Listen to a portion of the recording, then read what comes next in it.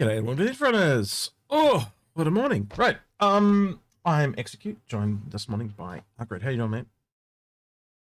Okay, I'm good. We've got a fair bit to cover today. We've actually got some things to look We at. have. There's lots of new stuff. It's Yes. it's like Christmas. It feels a little bit like that. I've got a small feeling that a lot of people are going to be returning to the game next month. I have no idea. No, I do. I know why, but like it looks like Look, they're going to have some things to do. just looking at the even the that idea of the new missions that were there. That is, it looks refreshing. Yeah, it does, and I hope it's kind of a little bit like Stormbreaker. And what I mean by that is it's here to stay.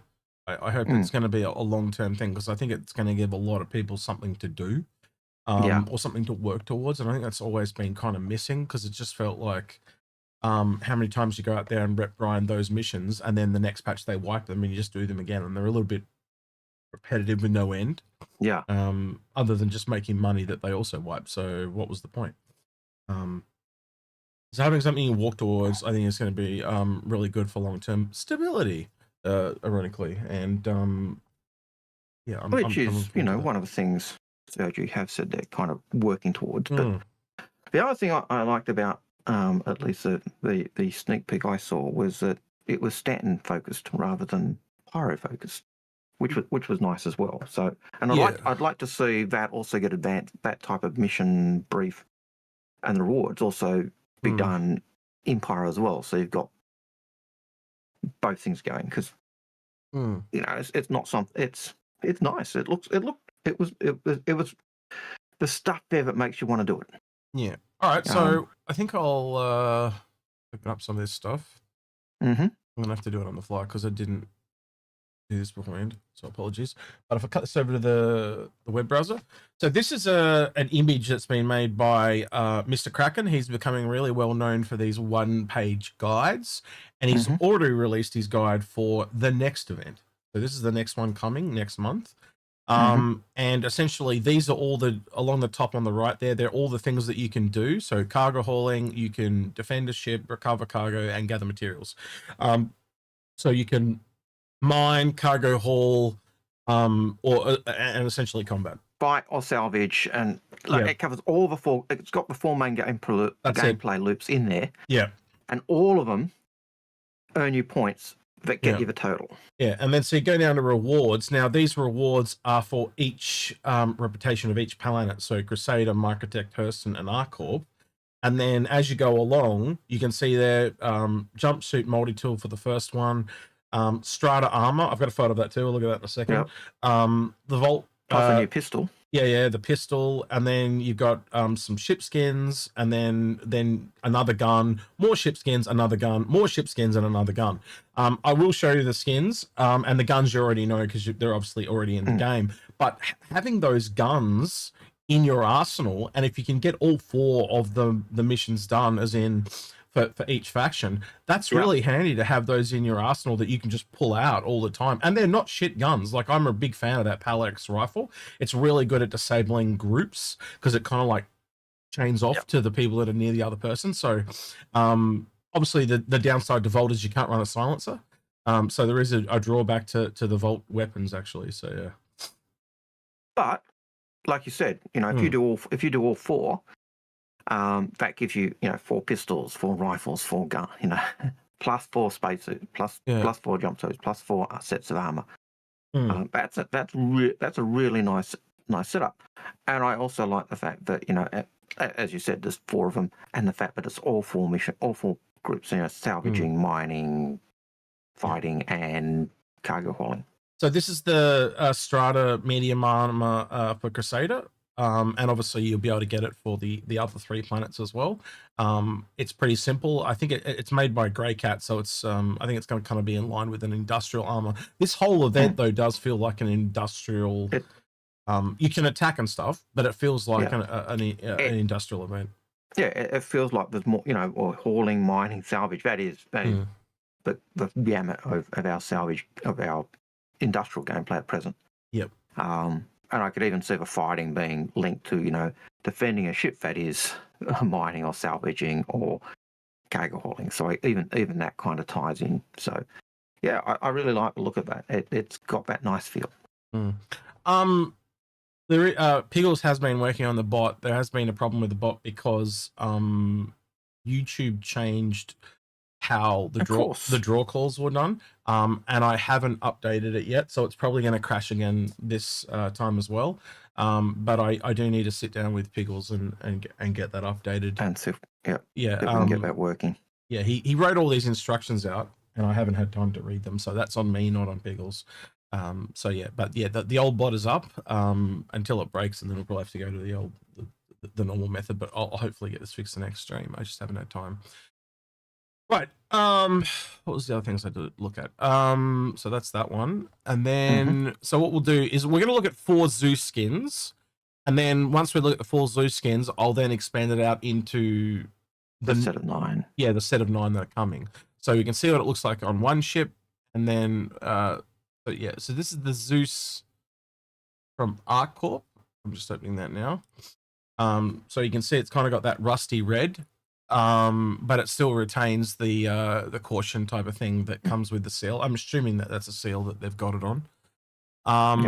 Probably and again, this is the most plain Jane for the Zeus is the Crusader one, because obviously it just essentially makes the black and yellow black and white. Then we've got a Hurston one. I do like the look of that one. Yeah, that is. Yeah, me too.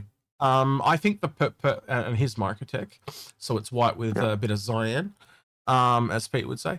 Cyan. Yeah, but I think Art Corp and Hurston are probably the best two, just because Crusader fall a little bit under blue. So this next one is all the ships that are under Crusader. I do apologize for the white. There's nothing I can do about that because it's a PNG. But essentially you can see there you've got the Aurora, the Zeus, the Starlancer, C2, Spirit, Raft, Freelancer, and that'll work on all Freelancers, the Connie and the Caterpillar, and that'll also work on all Spirits and all Caterpillars and stuff like that. So anything that's in a series. Right. Yeah. It's interesting because you showed me the Arc Corp version of that as well. And on both of them, the C2 was looking bright. Yeah, well, we'll talk about that when the Arc Corp one comes up. So here's the Microtech series, and I think that is, again, very close to default for a lot of those ships. So you can see there on the C2, it's just white. The Zeus, it's white. The Spirit is white. Those ships are white by default. But then it becomes more interesting on other ships like the Raft and stuff that don't have those default white colors. But it still looks more like a polar skin, doesn't it? Rather than So unfortunately, I think Crusader and Microtech are going to lose out on this round because of their color choices. But although you will still get, if you're someone who really likes Microtech, you will still get the Microtech branding. On your ships as well, which those skins have. Yeah, so here's the Arc Corp. I think this is, you can see what Algared was talking about there at the bottom in the middle. The C2 one looks really, really good because it's not a washed out rust red. But I don't know if that's final. But you also noticed on the Microtech one, it was a dark blue, not the Microtech, the Crusader one. It was dark blue. Yeah. So it seems like the color of that one's a bit off compared to the others. It's probably the lighting. But yeah, I would try to say it's the lighting, and it's more likely going to look like these. Yeah. So I still think Arc Corp is up there, but I'm kind of with Algared. I think the best looking ones at the moment are the Hurston ones. They're the most unique. The only ship I can think of are these two, the Zeus and the Spirit. This has a black and gold skin, and this has a yellowy black skin. The others, though, maybe the Misk, the tack is a little bit as well, but the others and the Freelancer, because it does have a grey and orange. Yep. So yeah, I don't know. Again, all of them suffer a little bit because they already have skins like that. I know the Raft has one too, but it's just going to come down to which ship you own, which is the one that you're probably going to go after. But I did want to show the Zeus's because I think having it all on one ship like that kind of allows you to kind of see all 4 and pick the one that you like. The other cool thing is, though, it does change the glass on some of them as well. So that they do have like gold glass, red glass, and yellow glass. So they're not entirely cheaply made skins. They're interesting, and I do hope they expand this to be every ship. I would like to see that eventually, like no matter what ship you have, that you can get a skin for the planet that you like, and I think that's really cool. Yeah, everyone's going to have their own Yep. opinion, and I agree. Like, I think that the Hurston is probably the favorite for me at the moment, then probably ArcCorp, mainly because two of them are blue. If they'd had one that was also green, I think that would have been like, you know how Microtech, I would have personally made, like, I know Microtech is probably white and blue rather than blue and white, but if they'd if you look at the Microtech logo, it's blue and green, isn't it? Yeah, I think they should have leaned more into the blue and green than the blue and white, but that's just me personally. I don't have a picture of the logo off the top. Oh wait, it was in that other one. Yeah. Where was it? Hang on, I just got to go. Yeah, it is. No, I had it in, yeah, so just here, you can see the Microtech logo. It's that little 4 little dot type of thing. You'd have also seen that if you looked at the Zeus. Oh, yeah, it is on, picture. Yeah, it is on the Zeus, you're right. But yeah, I would have liked to see them leverage more into that green colour, just to give something different.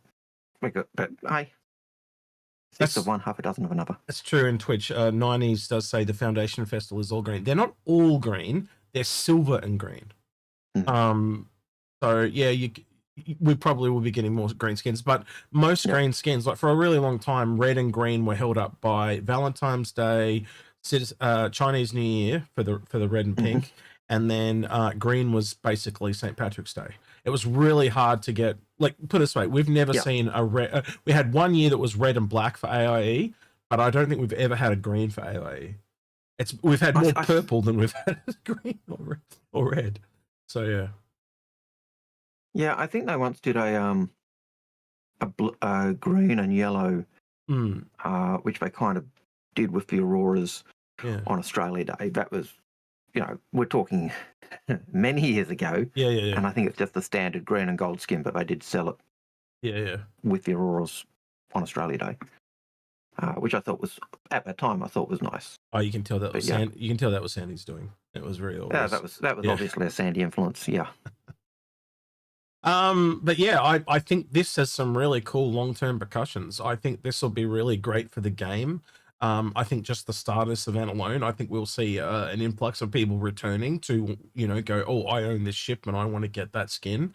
And it gives you something to work towards in 4 different categories. These are the other 4 major categories of the entire game right now. Even the pirates, if you see there, the pirates even have an ability to steal the cargo and turn it in as gathered resources. So you could technically, though scanning, there's no scanning in the game right now. If you get pirated, I'm sorry, at this point you deserve it, because if they've gone through hell to find you.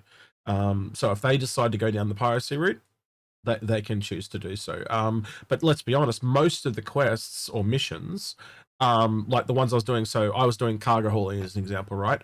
All of them were, and I was doing it on Hurston, it was gather the resources from one place on Hurston, then leave Hurston and go to Everest. It was that simple, and then deliver it to Everest. They were really short trips.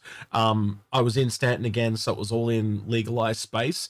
And again, I know my fat head's in the way, but getting crime stat 3 or higher will void. Wait, if I can move a bit, you can read it. Avoid event contracts. So again, they can't go, like, they can't kill you and stuff like that, because if they kill you, their contract is just void and they have to start again. So this is truly a pirate type of free event. They're trying to make this like for the game right now, and I do think this will evolve. This event, it'll have to, obviously, because of this. So yeah. Look, I think this is a type of thing that I know when the events have come out, I've said, hey, it'd be nice to have events that weren't just pew pew. And I know we've made that similar call. Everything's a fighter event. Everything's a fighter event.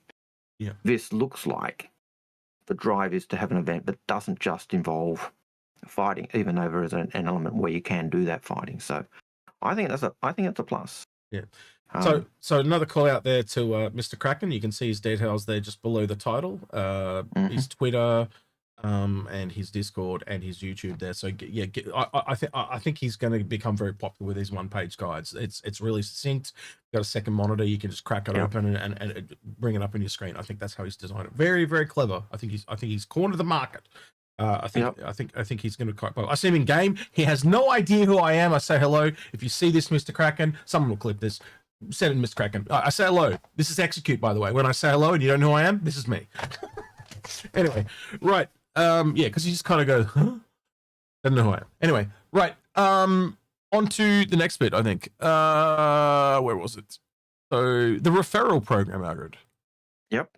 They're revamping it, and they brought out a whole bunch of news on it. So here we go. Let's go through this.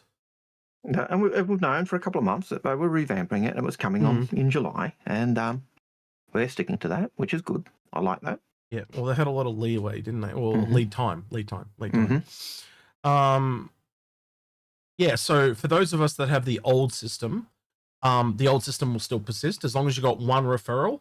Everything that comes on the old one will come on the new. So there's now 2 tracks for rewards. We get a bonus essentially if we are the older backers. Your code stays the same. Your prospects also carry over. Nothing is lost, which is really great. So it's all gains. So can't really complain about it if you're getting more gains, can you? Nope. Yeah. Look, and I think that addresses the concerns a lot of people had about certainly a lot of the smaller people, because people, getting recruiting friends and that is hard. And like I've tapped most of my friends out already. Yeah. Well, you and I had tapped most of our friends before the old one came out. So yeah. But some of these are really good. So you get a suit of armor, you get a gun, you get I don't even see. I can't even tell what that next one is. Is that another gun?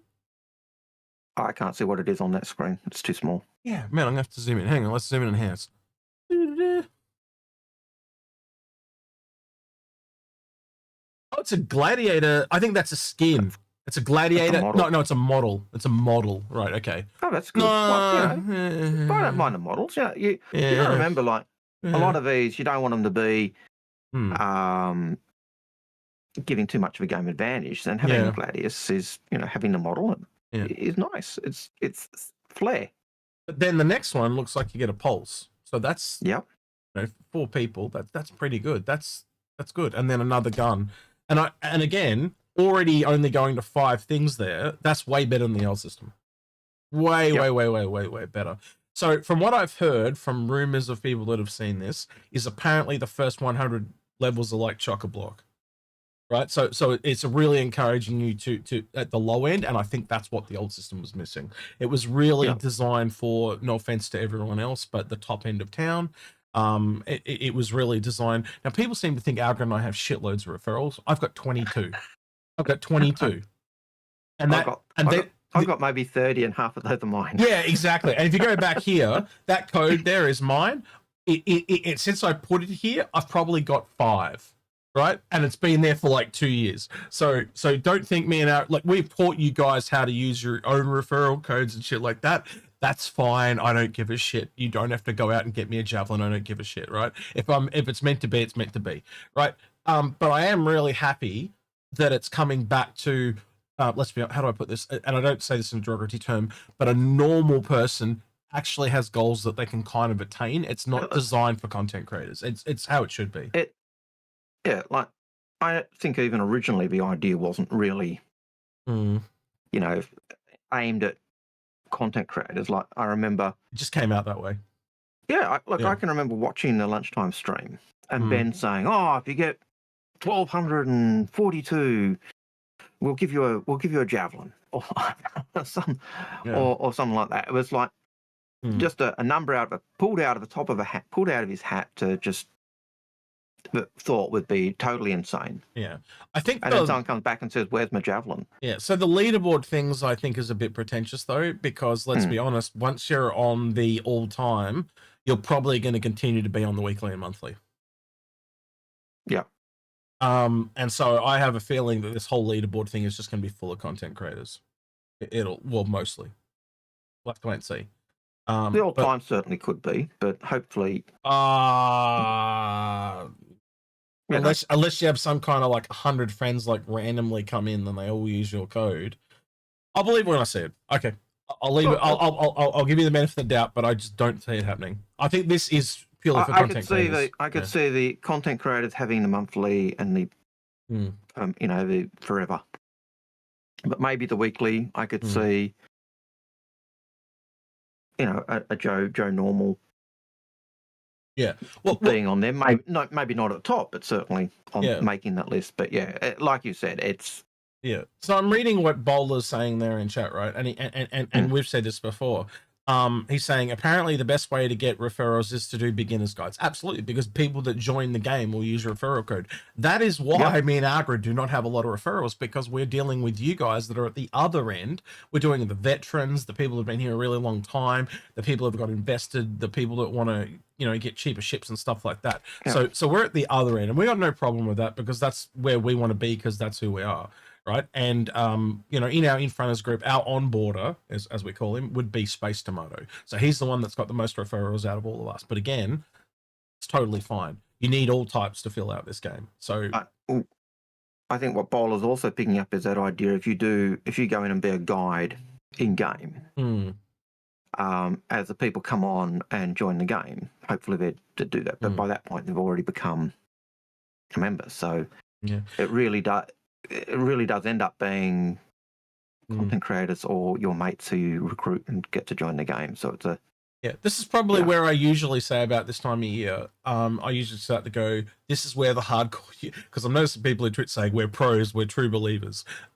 Yes, you are. And it's this time period of July, August that we're about to go into is the quietest time of year. And our views go way down, as does Paul's, as does everyone else. And long story short, it's those people that we see all year round, and you'll see certain names that we'll see them disappear after Invictus, but you'll notice in chat, if you're observant like we are, they'll pop up again just before AIE. They seem to disappear for 4 to 5 months, and they're only really around a month or two a year. And that's fine. There's nothing wrong with that. But who are more invested, and I think you'd have safely say, Algared, you and I are very invested. Yeah. But there are issues, so we'll call it out when we see it as well. Well, I don't know. I put that out to chat too. What did you think of the marketing video we did, Algared? Did you get a chance to watch it? You probably haven't, because it's pretty long. I haven't had a chance to look at it because it's been, the last few days were quite hectic. Yeah, I was curious. So as you guys know, I've been really depressed the last couple of weeks. It essentially, in one little episode, I all vented it out, and it was really good having Paul and Essay there, because Essay said after it, he said, "Man, that was so therapeutic." And it was. It just, I just got all my angst out, and not only that, I felt like it needed to be said. Like, it's been an ongoing thing since Sandy ever left, and I think they really need to look at how it's done. This is a good step, but there's just some other things that, like, specifically Essay and Paul, right? Paul's parents and Paul's dad specifically, they did game marketing. So he is someone they should listen to. Yep. He's also in Austin, Texas. So he's in the area. And then you've got Essay. He is one of those people that the people go to when the shit has hit the fan. Like when the business is about to fail, he comes in and tries to turn the boat around. So he really knows his stuff, right? And he's sitting here at CIG going, "You're doing this wrong, you're doing this wrong, you're doing this wrong, you're doing this wrong." So if he's saying that could probably, take some of the advice on board. And I tell you now, as we said in the episode, both those gentlemen would give their time for free, because they want this game to no, they want the game to succeed. Yeah, we don't give this feedback to be assholes. We give it, and that's why I also want to break it down. We go, what's wrong? Why is it wrong? How to fix it? Yeah. Like we went through the whole thing. And the big telling thing for me is marketing is, we never know who the marketing people are until after they leave CIG, right? And so the problem there is, if you've got something to hide, then why are you hiding? You know what I mean? Like, if we were able to know who you were, you'd be doing a good job. You know what I mean? But because you feel like you're going to get attacked, that tells us that you're not doing the right thing. We knew who Sandy was, and we never attacked her. She was doing a good job. You know what I mean? Like, so, yeah. If marketing people know they've got to hide, they know that they're doing something wrong, in my opinion. Like, it's like anyone that's doing something wrong has to hide. It's just a natural reaction. If you're hiding, you're doing something wrong. Yeah. I will say to the people on YouTube, if you have a question, put the word question somewhere in your question, just so it gets picked up by the bot, which is currently working. Yeah, I say that because I've noticed numerous questions there that don't have question in them. Yeah, so it'll only take in a certain number of questions, then the bot will die. But yeah, all this talking we've done today, we usually do this talking at the start to get a bunch of questions. We have 0 questions, so this is going to be the shortest stream we've ever done. Yeah, we thought, hey, we'll do all this talking, we'll get questions, but Yeah, no, no, not at all. I'll also put the Q&A up just to alleviate that, so the bot doesn't die straight away. So please ask us a question. All right. So yeah, we're pretty much out of things to talk about now, but we got no questions. Yep. So that sucks, but that is what it is. Is there anything else you want to go over, Algared, that you can think of, other than the new stuff coming in the patch? I think it is, as I said. I think the new patch and certainly the new missions are a godsend in terms of giving gameplay for everybody, and I think that's probably, just looking at it, it's the first kind of mission that does not just involve going somewhere and then having to fight. Yeah, some of them are just going to be cargo missions, and you might end up having to fight. Yeah. So just we were going to do over the questions as well. Yeah. So just so I can get off this page, I don't want to go through these 10 questions. I just want to go through the last one because I found it really interesting. It says, "Did someone say Miss Raptor?" And they literally say this. You heard right. No, it's not an April Fool's joke. The Miss Raptor is one of the new legendary awards available to the updated ladder. While it's been added to the reward rack, it is still in development and will be delivered in later date. We'll share more once it moves through the vehicle pipeline. I just thought that was kind of cool.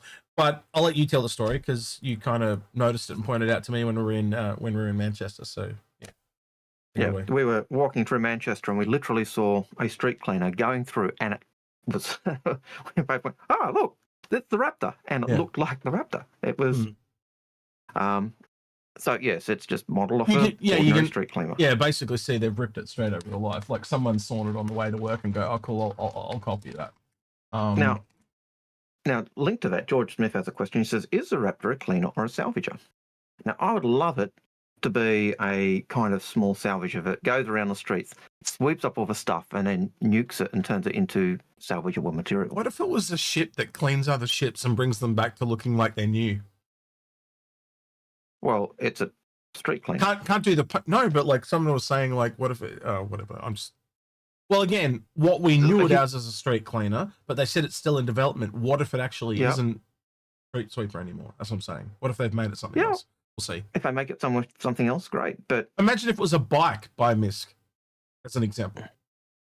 So instead of the Pulse, you had a Misk Raptor. That's a bike. Again, it might not be what we thought it was when it finally comes out. We'll have to wait and see.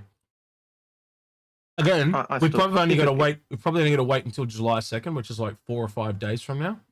And then we'll start getting info. Yeah.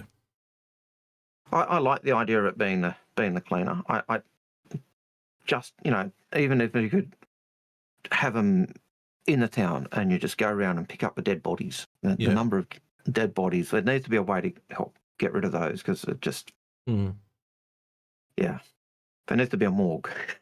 A morgue? That's a bit... A morgue, but you deliver the dead bodies to and get credits or something. I don't know. But when you go through a starport and you got to climb over the bodies to get to the hangar, it's a bit sad. Yeah. Would you be able to do a question for me, please? Yeah. Cody, well, I was finishing off with George's question, but Cody Fox has a question. Cody Fox's question is, what do you think about CIG changing so many Wicklow trades to require the obligatory contested zone loop?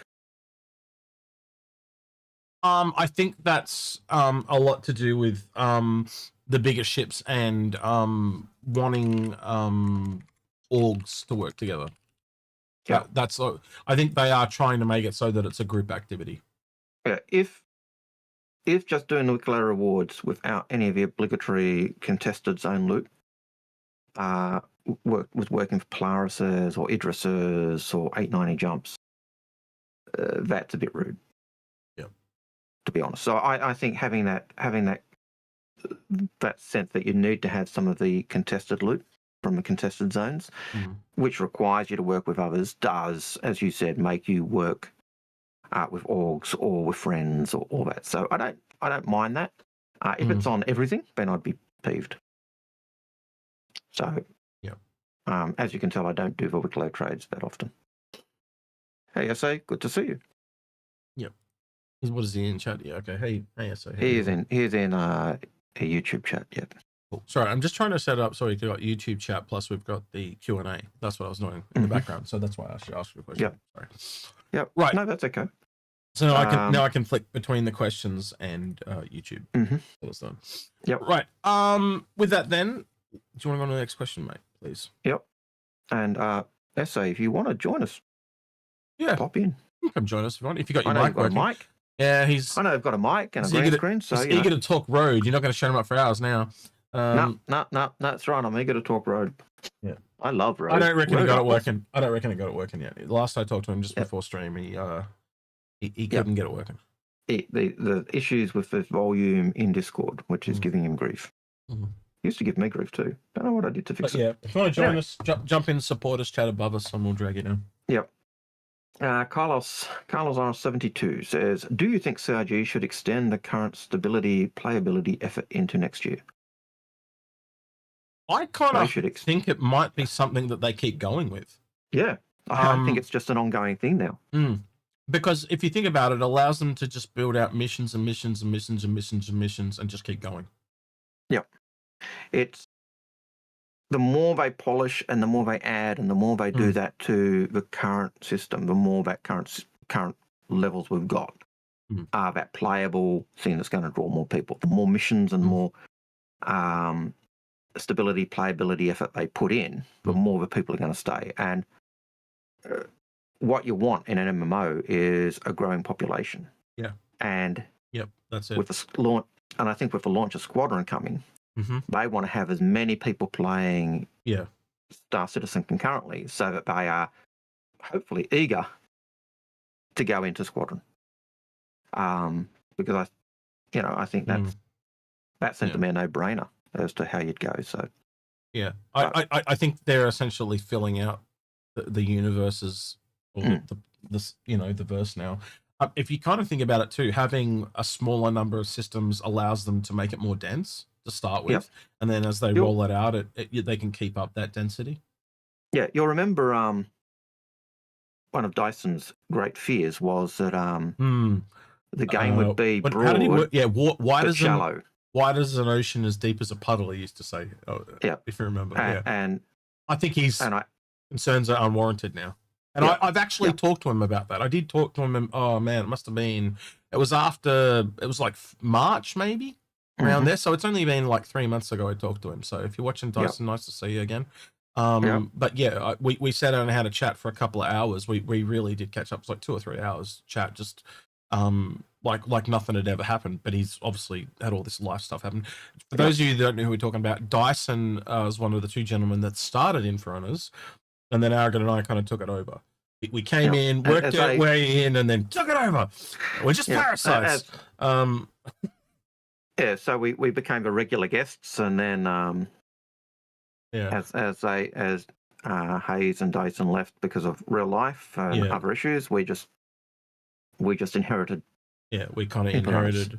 They actually did ask me to join them from the beginning, but I said no because I didn't think that they were going to get along. I was proven right in hindsight as time went on, but they did have some really cool things to start with, and a lot of those tenants still exist to this day. Well, So Your Fighters was very big one. Yeah, very big one. So I did like what they were doing. They both brought a lot to the table, and they're welcome back anytime. They do have a standing invitation, and we've told them that. As we consider, they're still Inforunners there. Yeah. Just, we don't ever than it used to be. We don't ever kick anyone out of the group. They either leave on their own, or they just kind of go off and do other things in real life. Like Seer the Six is a great example. He's still on the Discord. He's still listed as an Inforunner, but he only comes back about every 2 years, and we sit down and catch up for a couple of hours, and that's it. Because he's moved on. He doesn't do the game anymore. He's moved on to a different profession in real life. So one thing you'll find out about most content creators is they're pushed into content creation from necessity. They move into it because they don't have any other work, or they have a lot of free time, and they've looked for other jobs and they just can't find one. So they just make their own job. That's kind of where it comes from. And I think if you talk to most content creators, it's most of them, not all of them, but most of them, that's where it starts. I did it from my own boredom, basically. Yep.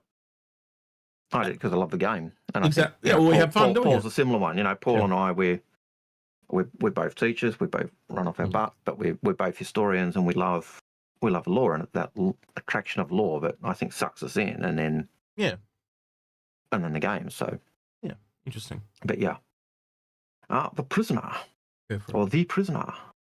Do you think some of these rewards, like the Raptor, be able to get in game, like pick up 10k cans and put them in a trash and get a Raptor? I would like. I reckon so. Eventually, yeah. Yeah, I would like to see any of those rewards, any of the items on the rewards, be stuff you can get in game for doing other stuff, or even be put on the store to be purchasable by cash. But I would hate to see the Raptor put on the store for say $50. It would have to be like 20 or 15 or something like that. But just to give as many options for people to acquire those things. Yeah, I think if you have like an exclusive skin for something for sale on the store, but it's totally available in game, just the default, but eventually you can earn that skin in game anyway, I don't give a shit. As long as there's nothing that's gated by cash, I am totally cool with it. It's just you got to get it by other means, or you can't get it until the game's actually out, type of thing. I've got no problem with that. Bowler says something really interesting there in chat. He says, I would be so happy if Castro was end of year. I think you're getting ahead of yourself there, Bowler. Nix, my friend. They showed Nix at CitizenCon last year. Generally, when they show stuff, it's an entirely later that you'll see it. So I think we'll more likely see Nix this year. Castro's too soon. Castro was all concept. I think you might see some concepts of Castro this year at CitizenCon, and therefore Castro would be the following year.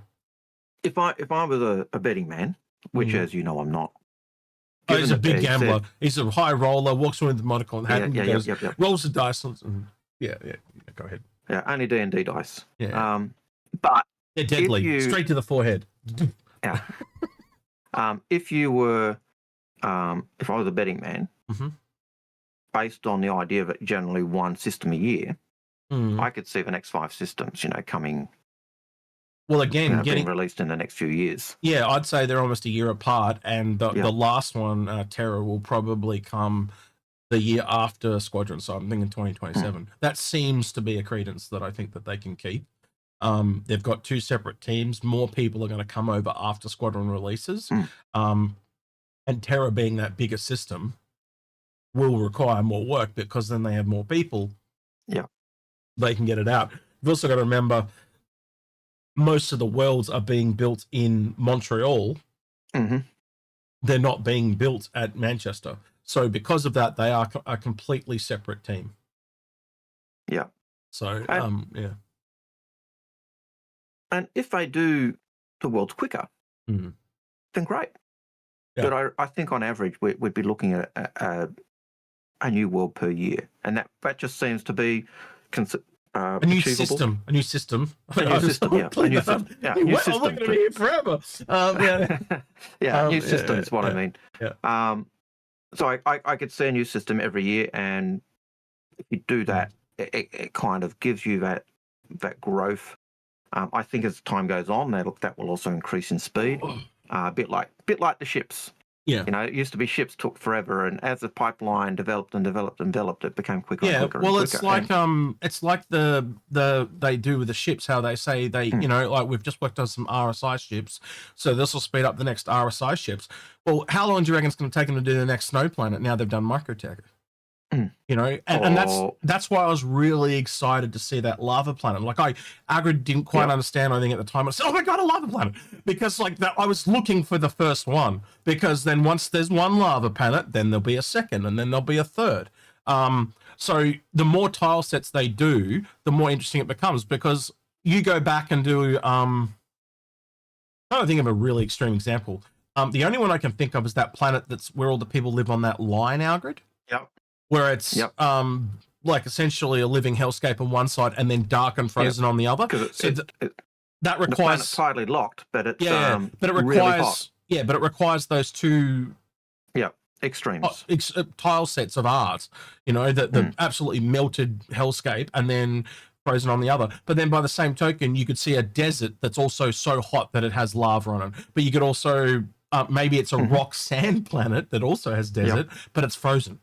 So you can start to see all the different ways they can mix the tile sets together. Then I start to think of new things now, like we've just got our first storm.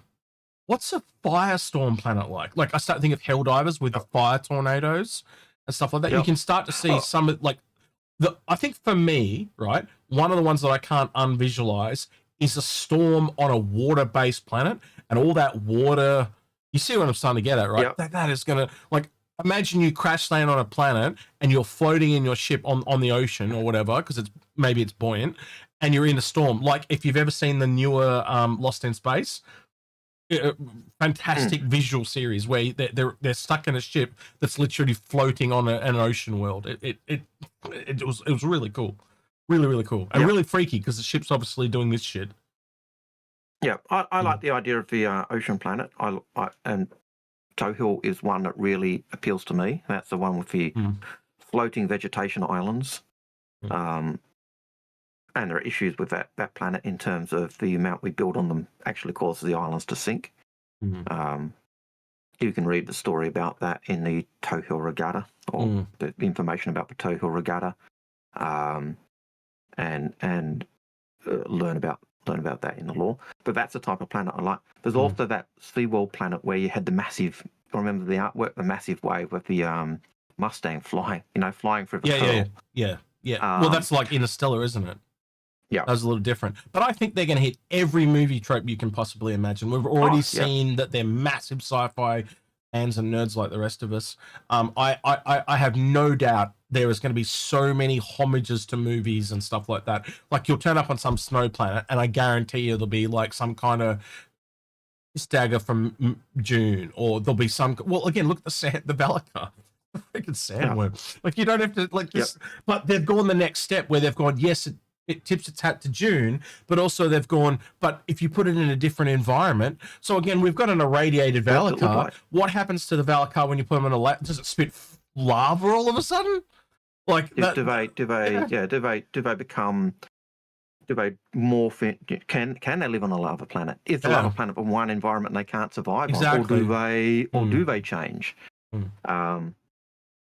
do they do some gene splicing and make them so they can live on that planet and do evil stuff? If you are ever bored and you want to kind of look at what's to come, Algared will tell you, go look at some of the concepts of just the planets, because you can see they've sat there and gone, what if? And there is, like, even if you just pick one theme like water, we've gone through a whole bunch today, but I can't always forget that name, but I think it is in Castra or near Castra. There's that those floating islands that are on that water world. That's Tohill. Yeah, that's it. Sorry. But yeah, so they've got lots of really interesting things, like even the black hole system. They've got all this shit that they've got to go through, and you can see just the more tile sets they get out. Look, fundamentally, go back to older versions of planetary tech. A lot of the planets were that grey rocky type. And then all of a sudden you'd get like one moon would get crystals on it. And I think it was Waller or whatever it was. And then they all started to become a bit unique. Like Cellen had the geysers and stuff and things like that. You know what I mean? So they Aberdeen was that smog planet. And, yes, and now they feel, and they're all different, aren't they? Yeah, exactly. They felt the same, and we've watched them develop over time, where they've all now become more unique, their own thing. And I think that's what I'm trying to get at. Like once fire planets come in, or hotter planets, we're going to see that, because that's just a tile set that's not in Stanton. We got unlucky in that regard. Like there was none in Stanton. But by the same token, you know, you can look at probably a better way to look at it is the cold stuff. So Yella and Microtech and all the Yellow Moons, they all share similar cold themes. But by the same token, we haven't seen anything that's really Hoth-like. And what I mean by that is like truly frozen with caves and stuff where everything is internal. But you go read about it. There are ones where, what's that one with the military base? I always forget the name, but it's that they live underground. It's it's where they train the troops in. Is it Kessel or Kess? I can't remember. But I have to go back and look. You always do this to me. You throw me under the bus by saying, "What's the law for this one?" I'm going, I have to go back and read it. I'd have to look it up, but it's the system that's that really big one starting with K, and it's where the character's built. It might be Kellogg. But one of the planets in there is where they train the troops, and it's a completely frozen wasteland. And they actually are army bases under the ground. And what they do is they send people out onto the surface, and they've got to survive for like a week. You know the one I'm talking about, it sounds like one of the stories. Training basis. Yeah, it's one of the stories in the lore, and I haven't read it in many years, but I just like that's the Hoth planet, in my personal opinion. That's the problem. There's so much. There is so much there that it's impossible to just keep it all in all the time. So we've got a lot to look forward to. But I think the Arboreal Stalker, if that is not the a homage to the either the Yeti or the Hoth monster, whatever. I don't know what is. I don't know what is. Well, the other thing is we haven't heard about many creatures, but now we've only got 5 systems. It's not so bad because they can, as they slowly roll out these systems, they can slowly roll out more and more creatures, and there's more creatures onto the planets that are already there. Well, here's the thing: what happens when they open up System Y? In System Y, they have Creature X. And Creature X, all of a sudden, someone picks it up and takes it over to Yellow, or whatever, and all of a sudden it evolves into a You see where I'm going with this? That was a part of that science episode. I was just going to say that goes back to what we were speculating and toying around with the science episode. Do you take a creature and then modify it, and is the science part of that? What happens if? And then. Me and Algared have this thing that we'll do an episode that we really personally enjoy, and we always joke that it's going to view bad, and it almost always does view bad because the stuff that we find new and interesting is too deep for other people because it's very speculation based. So, like the science episode we did with Morph, a lot of the episodes we've done with Morph actually, because he likes to speculate like we do, and they don't view so well because people find them too out there. But they do. A lot of them have come to pass though. Over the years, the ones that we've done. I think one of the classics was we talked about the different forests and, rainforests and all that stuff. And at CitizenCon, that was one of the things that we're sitting there and go, oh, that's what we talked about. Yeah. Well, I'm thinking about the room system. Yep. We brought that video up on streams 3 or 4 times now, but we did that I think it was 7 years ago or something now. And we predicted that they would make it so they're all essentially rooms, and then they could use the rooms everywhere, and that's essentially what they're doing. Rooms are in a station, rooms are in an asteroid, rooms are in a ship. They can be everywhere because it just makes everything click and play type of thing. So Yep. And the second you do a room, that's why the being able to stream and do all that stuff. What are they calling it? Object container stream. The object container system being able to be done and seen and all that. That is important because everything, the star system is a box. The planets are a box. For the moon, the boxes. The ships are boxes. Everything is a box. On that point, that's why we're getting base building this year. Just think about it. I don't think we're going to see ships as first anymore. I think once you have base building in, why the hell would you already had that system working? Why the hell would you build a whole ship just to release a new feature when you can include it in base building and then roll out a ship that does it? So, for example, we know that they've been working on a bit of refining stuff. And so people just assume that meant the Expanse is coming. No, I think it's going to be in a building. I think once they get I think you're right. Because once they get the gameplay for that, we've already got refineries on blasted stations. You get so much more out of a room that people can build themselves than out of a ship. And you put it into a building, you put that into something they can build. We've got the assets already on space stations, so you just build those. And then you've got the gameplay that goes with that. Yep. You don't need the ship. Well, the same thing. If you have a shop ship, the room system works within that as well. That's why we haven't seen any of the shop ships yet.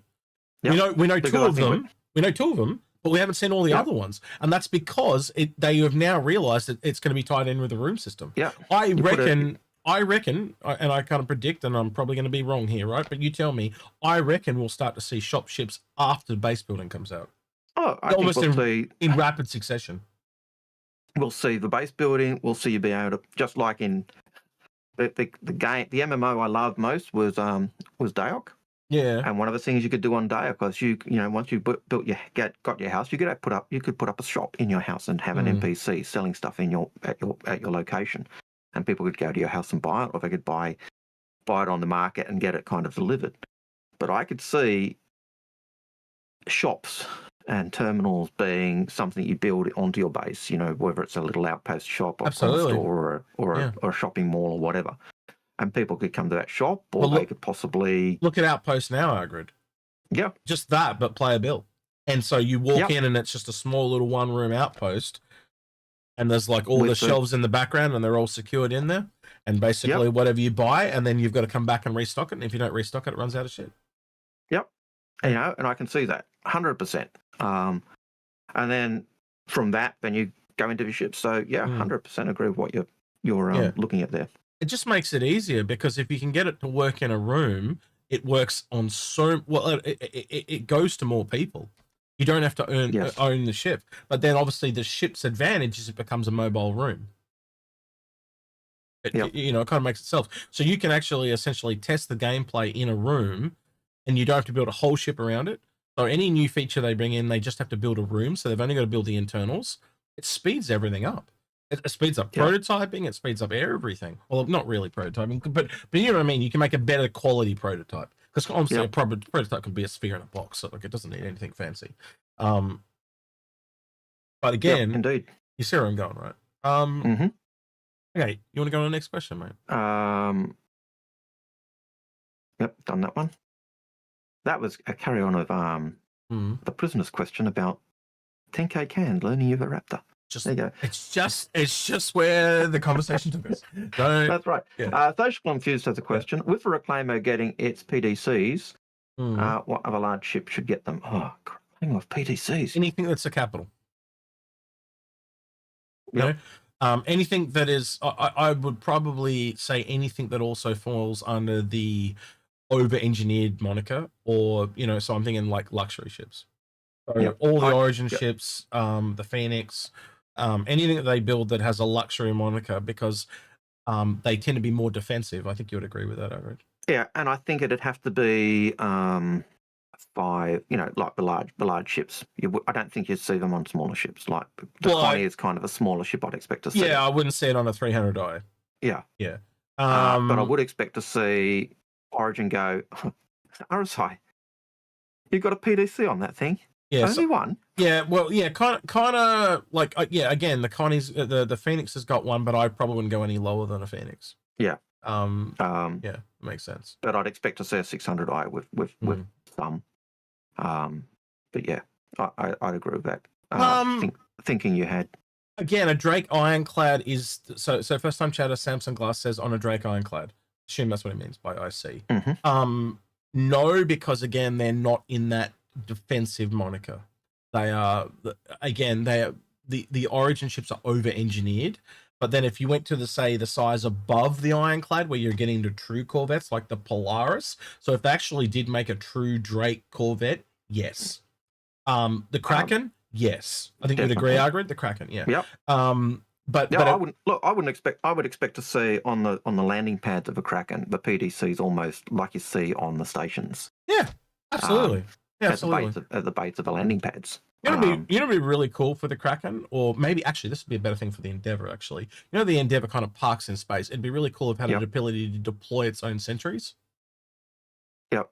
Deploy sentry drones. That'd be nice. Not sentry drones, but the sentry turrets that are around like all this that. So it's just got like 4 little sentries that just detach, and they just sit there to defend the Endeavour while it's there, and they can be recalled and they can take off. Almost like a parking mode. It's like how you anchor a ship or whatever, but this thing just deploys and parks its own little sentry drones to protect it. That'd be a kind of cool little feature. I like that idea. Yeah, I like that idea. Yeah. But again, like I said that to John, the ironclad sort of Corvette, and the look at his face. But I do like he was upset with me. But I do want to see a true Drake Corvette eventually, like a Polaris level. I think every manufacturer needs at least one in that Polaris size, because right now, what have we got? We've got the Polaris. Yeah. There isn't anything else. It's the only ship in that that size range. Everything else is either above. Oh no, that's not true. The Odyssey is the same size. The Odyssey is that. So we've only got two true Corvettes. We've got one that's highly specialized surveyor and the other one that's combat. So there's definitely a lot more room in that space. And I think you would agree with me, Algared, they're probably going to be the most popular capital ships in the game because they're the smallest capitals. Yep. Yeah, look, I could see that. Yeah. And I think that, we've got lots of ships in that, I suppose it's almost the sloop level. You mean like the S4? Is that what it sounds like? Ironclad size? Ironclad and Caterpillar. Yeah. Okay. All of those. So we've got lots in that kind of. I agree. Yeah. They're not Corvettes, but they're Carrack size. Carrack size. The Carrack. Yeah. All of those. They're not quite Corvettes, but they're not quite. Pull this up actually, so people can understand what the hell we're talking about, because it sounds like we're talking French. So if I flip it over to the browser, right, we got Hanger Link here, real quick, thanks to STAR-JM, Grim, VMXMO, Starlet, all those people. Ender, can't forget Ender. Let's start. What did I say? That ship, Carrack. Now, Carrack is the biggest one of those because literally the hangar size is 128 meters. So as soon as you go over the Carrack, it falls into that. All right, and the only ships that kind of really go over that, God, I can't even spell Odyssey to save my life, are the Odyssey. So this goes over, and considering this is a capital and this is a large, they are probably the two closest ships. Like there's not a lot of, it's only a very small difference. And the Polaris. Yeah, it's basically 20 meters. Yeah. Or actually 14. Yeah. Because these ones don't fit in that hangar. Because the max of that hangar is 128. So anything that you kind of go below, so you get to a Caterpillar, believe it or not, a Caterpillar and an Ironclad are essentially the same. Now, yeah, you're talking an extra, 10 meters for the Ironclad, but they're on the same pad. So this is why when John said this is a Corvette, it's not, because these are the only two Corvettes in the game, based on pad size. So yeah, and this is their own metrics. So some of them don't even know their own metrics. There's too many people working there now where it's just, now you can forgive John for saying that is a Corvette, right? But that is the line. The line is the hangar size, and as soon as size is kind of where you draw that line. Yeah. I look. And I can see that as a Corvette, a Drake version of a Corvette, but you can see that it's certainly, and I suppose it would fit if I was stretching and trying to. Because this is the crazy thing. Out a law. They all go on the same pad, right? Yeah, that's insane, isn't it? Yeah, that's insane when you think about it. Like this is like literally 242 meters long, right? So what we're saying is it's just this smaller S5 group. There's only two ships that fall into that S5 group. Technically the Idris can land, but there was meant to be. But the reason why the Idris lands is back then, after you got to the certain size, all those larger ships like the Orion and all that, they weren't allowed to land on planets. Now when you look at that, there's only very few of those that do that. And that, that is like the Orion. I won't bring the Orion up, but I'm going to bring the Javelin. And Endeavour, I think, are the only two. Orion, Javelin, and Endeavour. They're the only three. Yeah. And ships that are bigger than those. Yeah. So you can quickly see there's these three groups kind of forming, and that's what we're talking about. So, yeah. I hope you guys kind of get that. It is a little bit clear as mud, but I wanted to try and clear it up if I could. And as I was saying, like, I think that you can understand them, saying Drake, that's a Drake Corvette. It's Drake endeavouring to build a bigger ship, but they're only a young company.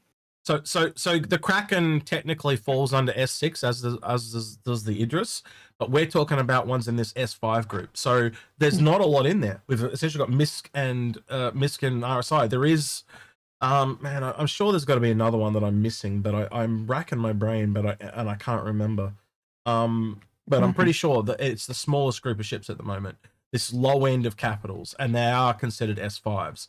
But the other weird thing is, the way things have gone is you can see this grey area where you could classify an Idris as an S5, but it's not. It's an S6.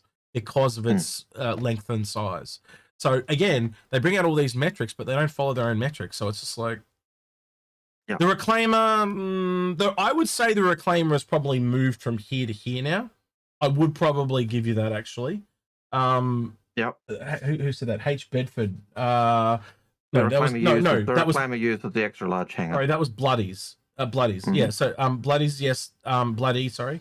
Let's have a look at the Reclaimer, because I think the Reclaimer has kind of changed now. It's not what it once was. So let's just add that in and have a look where that sits. I could be wrong.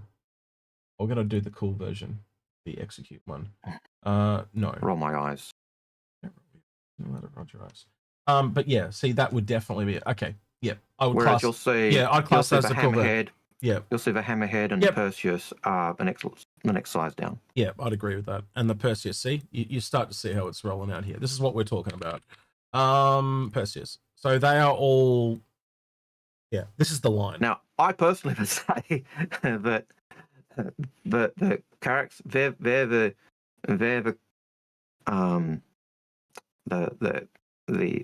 damn, I've forgotten the name. They're the smaller capitals. Then you've got the frigates, and then you've got the destroyers. You essentially got S4s versus S5s. That's what we're kind of essentially talking about.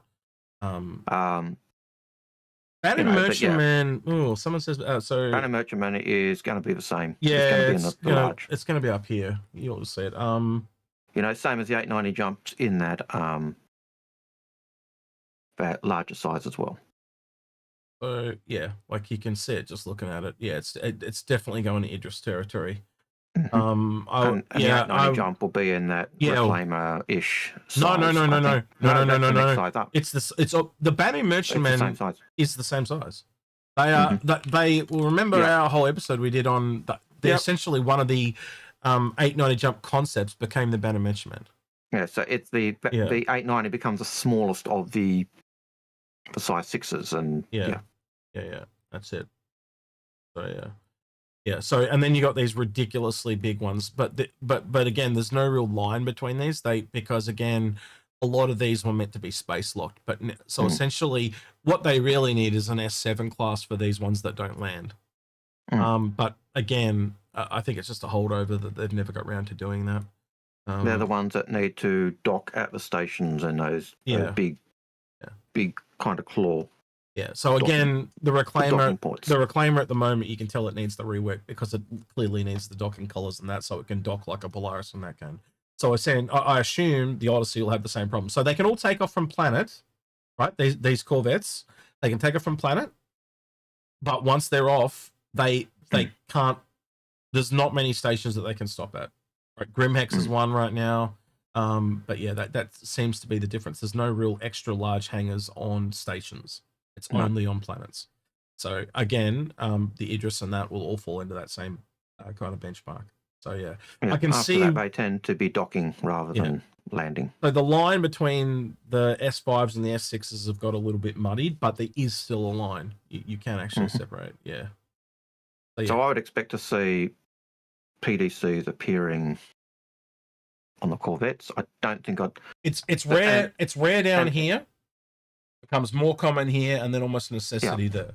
Right? I think that's kind of why we're doing it. Yeah. What we'll see. Yeah. And the Connie, as we were saying, the Connie is the Connie and the 600 would be aberrations to that rule. They're the outliers to that. Just to put in perspective, the Connie is actually the Connie Phoenix is a rare exception that is below this. It is the size below again. So this is S4.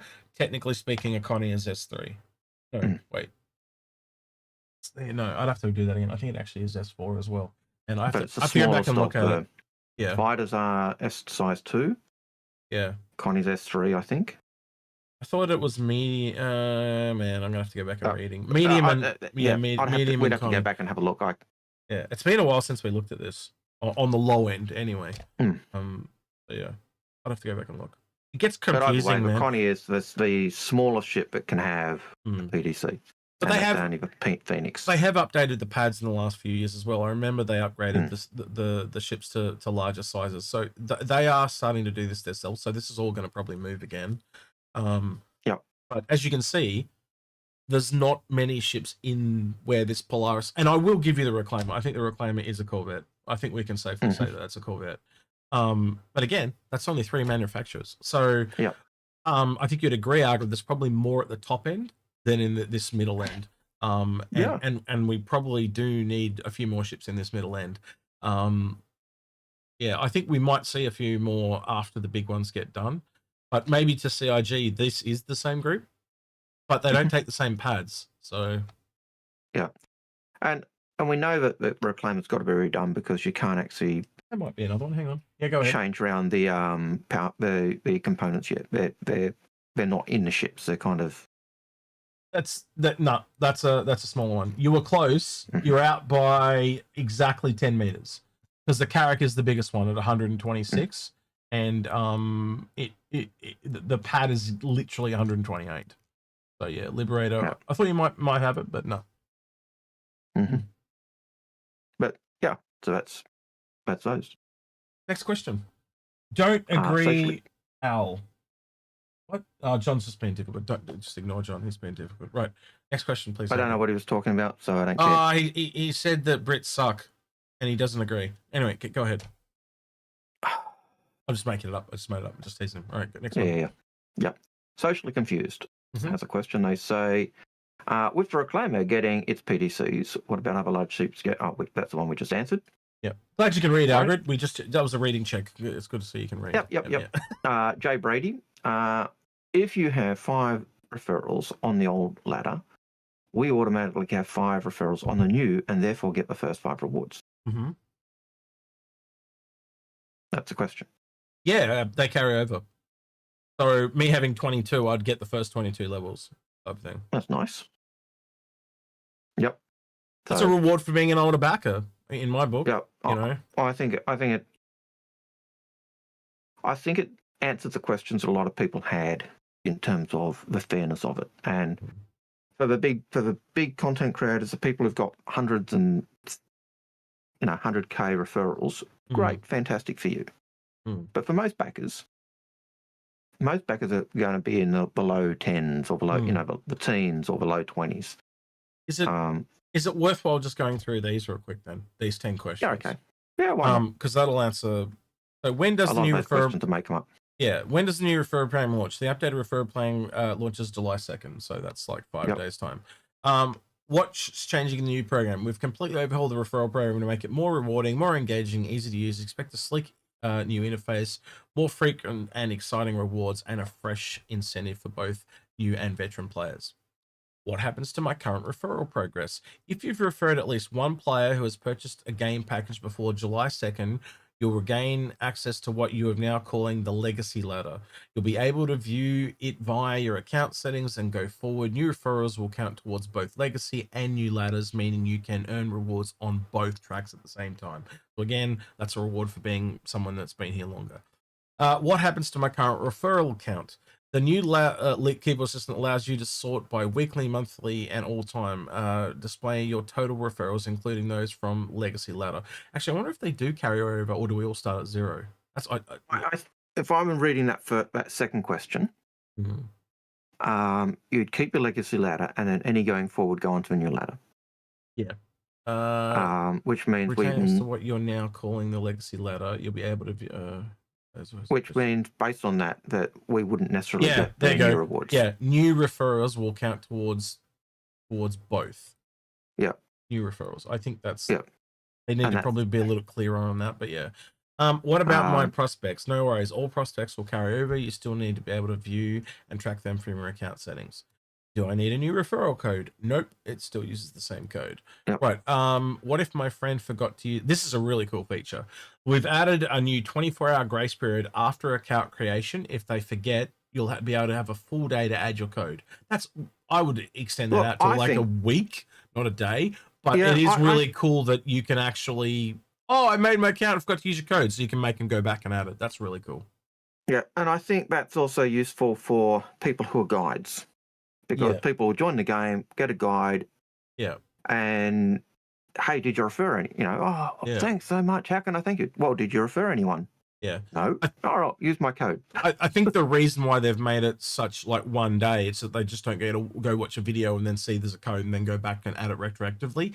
Yep. It's so if you made a mistake, you can rectify, because it'll be done on that day, right? Yep. Where if it was a week, by that you'd have time to just Yep. find a referral code. They don't want people Yep. just finding it and giving themselves free ship plus giving other people free referrals. Yep.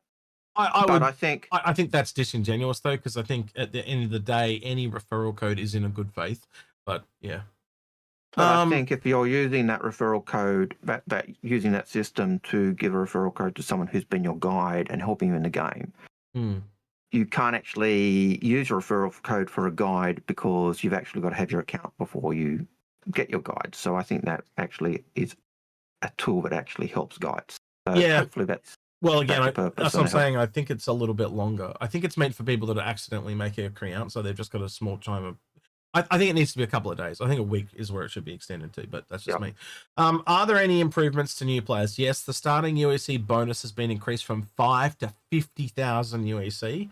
New players are much stronger starting at the they've changed the way the currency kind of works, you know, so that makes a lot more sense now. Why are you making these changes? The original referral program was showing its age both in design and rewards. This revamp brings everyone up to speed with a modern improvement usability and a reward structure worthy of today's Star System community. So yeah. I think that's the only thing I'd like to hear, but I'm pretty sure we'll find out on July 2nd. Yeah, I'd assume new ones don't carry over, so there's people that don't have get a whole bunch of new stuff, but that also means that a lot of people have an incentive to refer new people. So yeah. No, we don't get bumped up, but by the same token, it makes me think that they need to go back and bump up all the packages. Start with 5,000 USC, they need to bump those up to be 50,000 USC. Everyone needs an extra 0 added to all their things. Look, I think if you're looking at starting packs, every starting pack needs to start with that. I think after reading that question and seeing the number of people asking in chat, I think that will be a question that pops up pretty regularly once this system comes out. I think so. And I think, if you're looking at if you're doing that because the economy's changed, just because you're an older backer does not mean that when the game goes live, you're going to have the funds to do stuff. So I think every account will need to have that adjustment. Yeah, I think it needs a bit of grace period, and I think a lot of people that sign up for game don't even know. Like, it's meant to be that you pulled someone into the game, but if you assist someone and they want to thank you, I think that's kind of a cool thing. But also that means that person just missed out. And they've got no way to give themselves some free shit to get their own leg up. I think that's I know why they're doing it. They don't want people doing that. They want to win. No, we got that referral. They came to us on their own. We don't want to give you anything because they came to us on their own. I understand why it's 24 hours. I absolutely understand. But also, like you said, with the guide system or anything like that, there's no way. Well, I guess they get thank yous like free skins and stuff during the Foundation Festival, but that's only one time a year. Only one time a year. So maybe they need to go back to the guide system, and that needs all these extra rewards for the guides to encourage the guides to keep guiding people. Then, look, I'd love to see that go concurrently with the guides. If the number of people you guide acts like a referral, that might be a way to do it. But I was gonna say, or it's the one exception where if they don't have a referral because you were their guide, they can. You could be if they agree to, because then they would get the reward as a thank you. They can also give you their referral. So they have to, but you can say, well, I've just noticed you don't have a referral. Can I have that referral? And you will get this in return, and I get this for helping you. And that's the only way you can get past that 1 week limit. I think for guides, you want to have I think guides are more important than referrals, to be honest. They're essentially the tutorial system at the moment. We don't have that. So some way to thank them. And God, like it's a digital item. It's nothing. It costs CIG nothing. It's a free win. Well, so that either you need to make the Foundation Festival somehow year round, or you need to have a system. Well, people come and do that Foundation Festival, and they don't actually help people. They just do it with their friends and help each other. So they get all the free skins. So it's just a con. It's not working the way you've intended. And I think the referral system. Well, I think the referral system is great, but I think the guide system, being a guide and helping new players, is far more important than having people refer someone. And you do it in a really bad time of year. Let's be honest. I wouldn't. I don't have to look at the data to know, but the two biggest times of year are Invictus and AIE. And you do the Foundation Festival in July, August. Well, look, you can do a Foundation Festival in July, August, but I think the rewards, but it's the guides need to be all year round. But it's the lowest time of year. It's got the lowest. Why would you try to actively encourage new players to join a game when it's on a lull? Because it's look, there's hardly any players there to guide when it's at a lull. Well, hopefully the person you get to join is the person you're going to be guiding and helping anyway. But yeah, so I can see that. But yeah, I think the guide system should be rewarded as equally as the referral system, and you know. Well, hopefully now they've done. Sure how you do that. Hopefully they've done a referral. They'll go back and do the guide system. Yeah.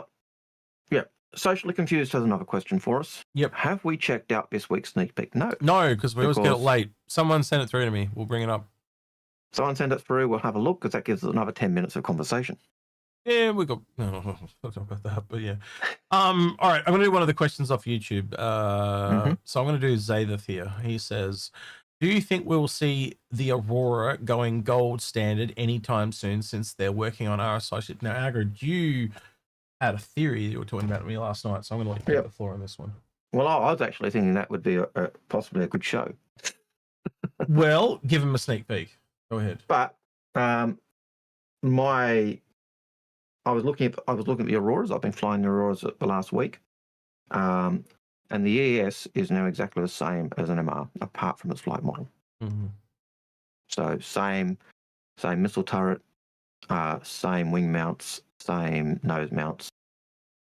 If I remember correctly, and I'd have to go back to an earlier video I made when I looked at the Auroras, the ES did not used to have the wing mounts. It didn't even have the hard points for the wing mounts, which made it a totally different variant.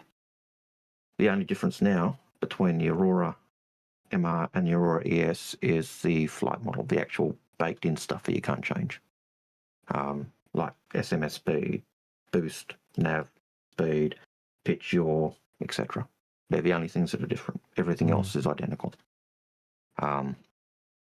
So my gut feeling is, and none of the Auroras have their components in yet. So yes, they do need a rework. Because while they've got components, you can't access them on the ship. You can't find their little hidey holes for them. My gut feeling is, yeah, go ahead. Sorry, go ahead. Is that as I develop it, I can't see a reason for an ES. I think the ES is going to end up being an MR. It's what I'd like to see. If the ES was the starter pack, and you could upgrade the ES at a starport or a starbase or a station to an MR, that would work. But at the moment, why? Anyway, that's it. All right. So I went on Reddit. Thank you, Dar, for sending it to me, but I beat you to it. I went on Reddit, and so this is the sneak peek. And interesting enough, this actually holds a fair bit of information. So they are bespoke size 5s they found in the files that are for the RSI Meteor. That's why we've never seen that gun in game before. But then someone else on Reddit also took that and then they overlaid it with the Mantis. So you can kind of see what this thing's going to look like. Yeah. It's, it's going to be something very, very similar to this. Yeah. Maybe the back will change, whatever. I think, chunky fighter. Yeah, I think that is, so someone's then colored it out a little bit. So I think they've added some things on. See how they've added this shit on. We'll have to wait and kind of see. I think some of this is open to interpretation because they've put their own shit in. But I think this, just overlaying it like this, is probably the better way to go, because we can't really confirm what that's going to look like. But yeah, I'm expecting essentially a Black Mantis with 2 size 5 guns. And 2 smaller guns, yeah. I'll put this out there. Do you think they'll make this cheaper? I think the Mantis was overpriced. I think that seems to be the trend with a lot of these ships. I'm hoping that this is cheaper. What do you think? I think the Mantis was overpriced. Yeah. Hopefully they consider a quantum interdiction device to be way more expensive than the weapons, which would hopefully mean this is cheaper. It does make this feel a little bit like the what the hell was that ship? The Guardian, because it had 2 size 5s. Oh, it's in that ballpark, right? This is a heavy fighter now. Yeah, well, that's what they were doing. They were building an RSI heavy fighter. But again, another one. But again, being bespoke, they can change the way the guns work. So maybe it's like a medium that just happens to have size 5s. So I have to wait and see how these guns fire. Because again, you can't tell me they're not integrated. They are integrated as anything into those wings. Like they are like in there. So yeah, you're not going to be able to change the guns on this thing. So you're really locked into CIG's balance. They can just nerf their thing and there's nothing you can do about it. But also, you can also see it's got some other size. They look like maybe size. Say size 3s, I'm guessing. You reckon? I reckon they're size 2s. About half size as long. Size 3s. I don't know. I'd have to have a closer look. Let's just be safe and say 2 smaller guns. Yep. And but that's still, you know, for a ship of that size, that's quite a lot. My gut would say they're the same size guns that are on the Mantis already. Either way, if they do stay there, those smaller guns, well, they're obviously in the shot, so they're going to stay in. Because if we go back to just the sneak peek, there they are, and they even know what they are. They're Chronic. Did someone look those up for me and tell me what size they are? They're either 2s or 3s. In my book. Can you pull up the Mantis? Yeah, actually, that's a really good idea. Actually, we'll do it on the fly. Mantis Wiki Star Citizen. What do we get? Because my guess is they're going to be the same size as on the Mantis, those small ones. Let's have a look. Weaponry, size 2 size 3s. You're right. I was wrong. No, they're the missile racks. Hang on. What is they're it? the missile racks. Size 3 chronic. Weapons. Yeah, you're right. They were size 3. Why do I keep hitting the F11 key today? I've done that like 4 times. Anyway, yeah. So yeah, same guns that are already on the Mantis. So 2 size 3s and 2 size 5. That's not shabby. Yeah, but again, that puts a heavier gun than the Guardian. That's crazy to me. Yeah, but the Guardian's also got a living space. Yeah, you see what I mean? So it is essentially a heavy fighter. Yeah. But man, if that's like $250, there's no way I can get behind that thing, and it just becomes another variant that I hate. And I know why you're doing this, CIG, but I'm just sick of the variants. I'm done. I'm just so done. I had people telling me, "Oh, you're going to be so happy with all the ships that we're bringing out this year." No, I'm not happy with them. I want some uniqueness. I'm sick of the duplicates and the variants. I want, you know, like the only utility ship that we got was the Fortune. The only ship I've enjoyed this year, and I'll be completely honest with you, was the Golem. Everything since August last year, I haven't enjoyed, besides the Golem. And Golem was the only one that I think that was unique. And yet, when the Mantis came out, people were saying we need to have more ships on this hull. No, they were saying we needed more QED. We haven't got another QED. No, there were also people saying they needed more ships on that hull, more RSI ships on that hull because it was so cool. Yeah. Can we have a fighter on that hull? Can we? But doesn't that diminish the when you duplicate a ship? I'd rather another ship that's not the same hull. I'm just like that. I'd rather the uniqueness than copies. Just I guess I'm different in that regard. Then maybe I think you're different in that. Maybe I'm the odd man out. But we did do that poll Algared, and it was about 66% of people were over or half. I think it was 53% or something like that. I can't remember. It was a couple of weeks ago. Most, you know, it was more than half were over variants. I wasn't the only one, but it was near the middle. All right. I think there's a space for variants on every ship. But one of the things I don't like about variants is if they see them as completely separate hulls, and I'd like to be able to take my Mantis QED and take it to a in-game and have it upgraded to the variant I want. Yeah, so just to clarify, someone's saying we got other QED ships. No, we got other quantum dampeners. The only QED is the Mantis. There's quantum dampening and QED. QED So dampening means you can't leave when it's turned on. You can't warp out. QED will pull people out of warp. The only ship that can do that right now is the Mantis. It wrecks up your warp drive and pulls you out. Yeah. So that's the difference. Yeah, you can call it a snare, but the QED is the snare, and quantum dampening is the one that stops you from leaving. And there's no other ship that has QED right now. And we think we do need another one. I'm really surprised we don't have a Drake ship that does QED. To give you an example, yeah. I'm surprised considering Drake are the pirates and that's what they do, whereas or supposedly, and they've got it. Yeah. You know, so clearly for military purposes, yes. Yeah, I am thinking because of those size 5s. Like I'll go back to the the sneak peek. Being bespoke size 5s, right? I think that this will fall somewhere between a heavy fighter and a medium. I think that you're looking around a Super Hornet price. And when I say that, I mean the old Super Hornet price. I would say $180 to $200. I think this is going to be more expensive than the Mantis. And the other thing I'll say, right, and again, this is my opinion, I'm probably absolutely wrong on this, is ironically, if you cut off those nacelles, this thing does look like a meteorite. Like it's got the trail, you know, the meteor trail.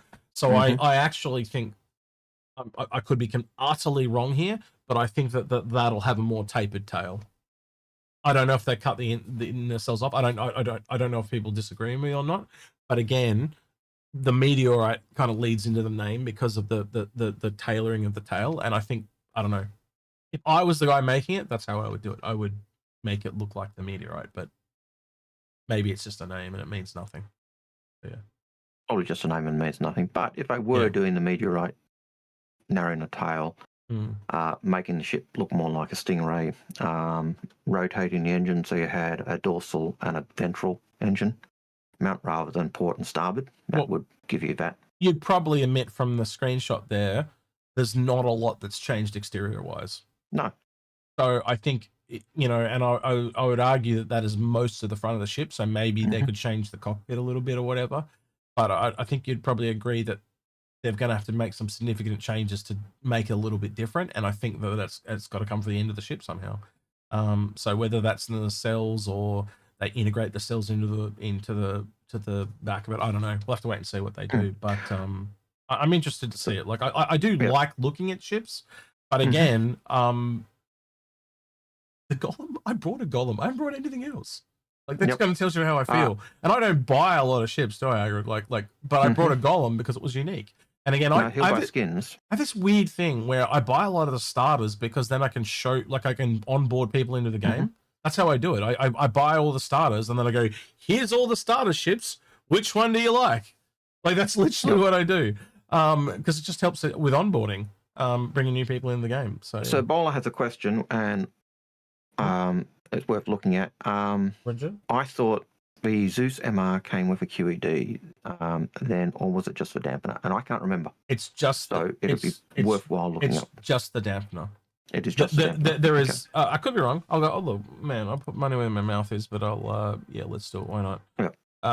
Zeus. Like I can't remember. So MR. I'm pretty sure it's just the dampener. I could be wrong though. It has been a hot minute since I looked at the. What the hell? Yeah, there we go. Right. Where the hell would it list that? Weaponry. Weaponry, you reckon? Okay.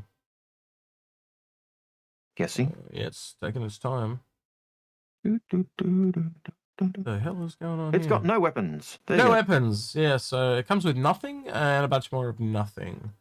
The ship contains... quantum dampener. It has an electromagnetic pulse device and quantum dampener. Okay. Whatever the electromagnetic pulse device is, I have no idea. That's an EMP. Certainly a quantum dampener. That's an EMP. Okay. Oh yeah, EMP. Yeah. So EMP and dampener.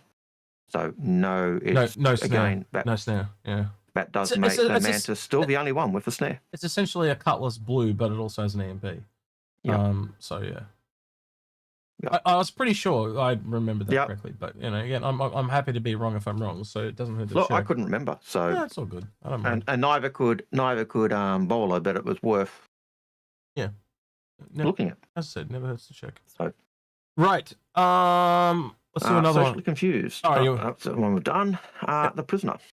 Oh, I was going to do You one. spelled the question. Well, thank you. Yeah, let me do this one. So John Chaves, an early bets on the best in show result. I actually am going on the captain's table this weekend. I've got to get up at 5:30 in the morning again. Son of a bitch! I literally told him. I said, "You use our greeting that starts with C." To Paul, I said, "You," it's like, "You bastard." Yeah, so I got to go up at 5:30. But we are going to be talking about the ship showdown. I do know Paul wants to do a bit of a community one this year. Mm-hmm. We do want to get together as well after that show and do a video that CIG is. I wonder if CIG would mind if I showed that or not. Jared did a bit of a video asking that it only went out to content creators, asking us how to film our stuff for this for it. But they want recommendations for the ship, and I think you'd agree with me, Algared. Me and Paul talked about it. So we really want to push the Gladiator this year because it's the only ship without a skin now. It's a cool ship. And it is one of Algared's favorites, and I know SA was in chat as well, and it's one of SA's favorites as well. In fact, SA has said he wants to when we do our update of our ship review or deep dive on the Gladiators, he wants to be there. The Gladiator, he wants to be there. He wants to join us. So if you ever have a chance to go out and take the Gladiator out, I do highly recommend you do it. It is there's a lot of ships like that I like. Like I remember the time I really encouraged you to take the Caterpillar out. You didn't want to, but it has that similar unique flight experience. So there's something about the Gladiator. It's got a character about it that I can't like. And again, just because it's old, people just dismiss it. And so I think the Gladiator, when it gets some upgrades and maybe a variant, and SA had a really cool idea for the variant, by the way. Actually, SA, have you still got that photo that you sent me? I don't think you'd mind if I brought that up. And it has had an upgrade. It used to only have size 2s on the turret. It's now got size 3s. If I can find this photo he sent me, because it was a couple of weeks ago. God, I got to go back a fair way.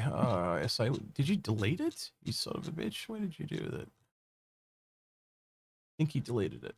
He deleted it. So, you know the one I'm talking about, the mouse pad essay. So what he's talking about this. There's an old one of the concepts of the Gladiator. It didn't have the turret, and it actually looks really cool. And I'm wondering if you could, if you put more guns to the pilot and drop the turret, could that be the bombing variant, as in the non-torpedo variant? So it could you make it a one-man ship? Yeah. Make it a one-man variant that loses the turret, but then it gains droppable bombs. And I think that would look really cool. And it does look really cool in that concept. Like it's just something, it's sleeker because the turret goes off the top. So if you can send that through to me, I'm still waiting. And I know you're there, so send it to me. You know the photo I'm talking about, the one you sent of the mouse pad. Hey Griff, nice to see you, man. He just sent a heart to you. Yeah, he's lazy. He's deliberately doing it. He's leaving me hanging. Yeah. Just leave him hanging. Oh shit! It was. Okay. Oh, that's because it was in that chat. Okay, yeah, okay. It's in our chat with Paul. No. It was a chat between me, him, and Lemming. So this is the photo. I was only reading what SA said. Yeah. So this is a photo of SA's mouse pad, but you can see that is an older, sleeker Gladiator, and I think it works. I think it would work as a bombing variant. You know, a solo version of the Gladiator. I think I could get behind that. Looking at that, I don't think that's a solo Gladiator. I think it's almost like the Snowspeeder cab where you've got the pilot and the co-pilot right behind each other. Why the hell didn't you on board with this motherfucker? Yeah. Go back and do ships that actually needed updating. And on board with them. That I can get behind. Right? I know you did the Super Hornet. Why the hell didn't you do this? But I guess they only needed to do one. They only needed to do one amble. But again, I probably would have chosen the Gladiator, but that's just me. Yeah. I would love to see the Gladiator with variants. And I know people in chat are saying they'd love to see a CNC version of it. Yeah. So again, me and Algared, and I'm sure Paul, and I'm sure there'll be a few other contenders, we're going to ask you guys to push this one. It's not everyone's favorite. I know that, but like, again, we're all about fairness here, so to speak, and life's not fair. We all know that, but it would be really nice to get this a skin, and then we can sit back and go, cool. Now everything's got a skin. So this is the we wanted the 890 jump. If the 890 jump hadn't got those skins last year, we'd be doing that right now. I reckon as well. But now this is the only one. There's now no excuse. Actually, because guess what's going to happen after this one? I'm going back to the PTV. Because they told us it's now been 3 years since we were promised a free PTV skin. Where the fuck is it, bros? Where's the UTV that we were promised as well? That just totally disappears as well. So don't forget, no UTV, no PTV. So yeah, they'll probably do them at the same time. Let's be honest, but yeah, they're not a high priority. I get why they're not here. Yeah, but they're very low priority, which does answer one of the questions earlier that Mr. Datsun Insult had. It's why no G12? Yeah. Why make the MTC instead of getting a G12? Yeah. Which was said to have worked last IA. Basically, it's a priority. Yeah, it's a priority thing. And I think you can agree that everyone being able to get skins for the ships is probably a higher priority than actual. I can see the thing, but like he wants to have the G12, but you can get a similar experience in the Ursa and the Cyclone. Yep.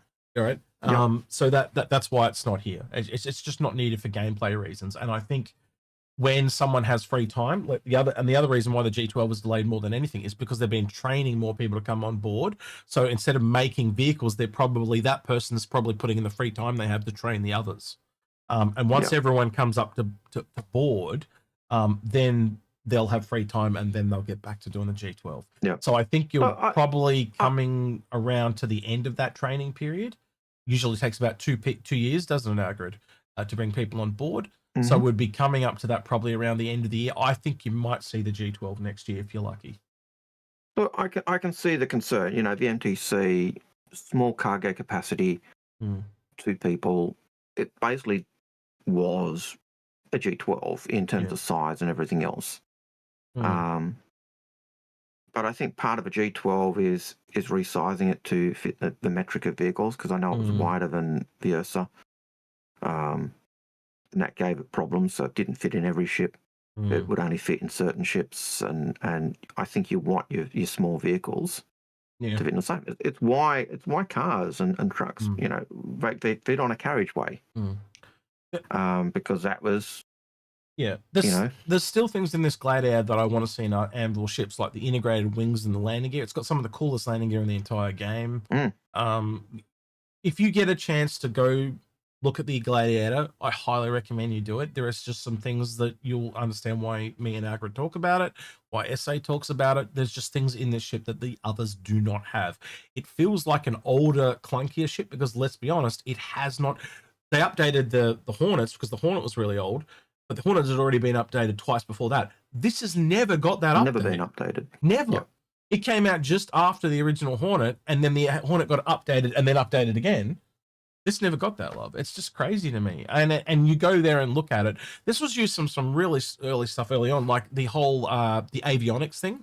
It's got this thing at the front that comes out, and all the avionic blades go into the front of the nose. It's really interesting. You've also got, like, this was also used in one of the PC Gamer or magazines as a centerfold. Yep. Showing the internals of a ship. Yep.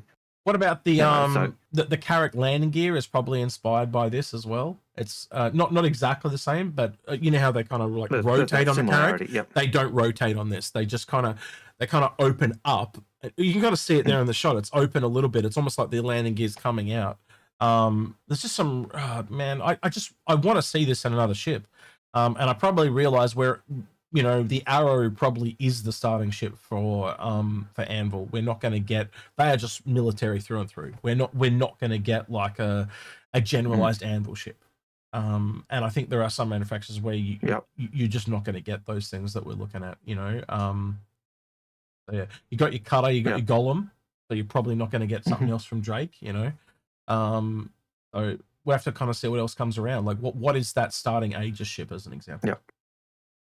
And as I was going to say this, but prisoner is also the prisoner has said that the lore on the Gladiator is pretty cool. In fact, it's deep. It's probably one of it. It's it and the Grey Cat PTV are probably the two ships with the most developed lore. Yeah, the PTC. That are forgotten. It's like they had so much time on their hands with the PTV that it's just got, yeah, it does have some very deep lore. Especially with the whole because this was before it was Anvil. This was Chase Aerospace, as you know. And that it's really interesting when you start to look at the way they're putting out a lot of the manufacturers. Like, look at RSI, it's got like 900 years. Anvil's got like 600 years, and then you go down to Drake, and it's like 100 years or something stupid. But yeah, it's really interesting to see how it's rolled out. Yeah, the Gladiator comes with a variant of the Hornet in lore. Yeah. But I think you'd agree they're very slow at moving styles in the future. Yeah. Because if you look at the 100 years of cars and all the shit that we've gone through, and these guys are like got 900 years and they've only had 3 styles, it's like, yeah, that's not very much. It works. Don't worry about it. Yeah. So Zeus has only, or the RSI has only had 3 styles in 900 years, which is not very many. But, you know. They've had Doritos, kind of the original Connie type of look, and bricks, Doritos, and yeah, they've evolved from squares to triangles in 900 years. But yeah, yeah, it'd be interesting. It'd be interesting. Cody Fox has a question. Yeah, go for it. And he says, what should be finished first, Galaxy or 600i rework? Whatever has priority. And I say it'd be the Galaxy, based on priority. Believable. What do you get functionally gameplay wise from the 600i? Sweet. Yep. FA. You get you can do cargo hauling. It can move vehicles. You get that everywhere else. But you get that with pretty much everything.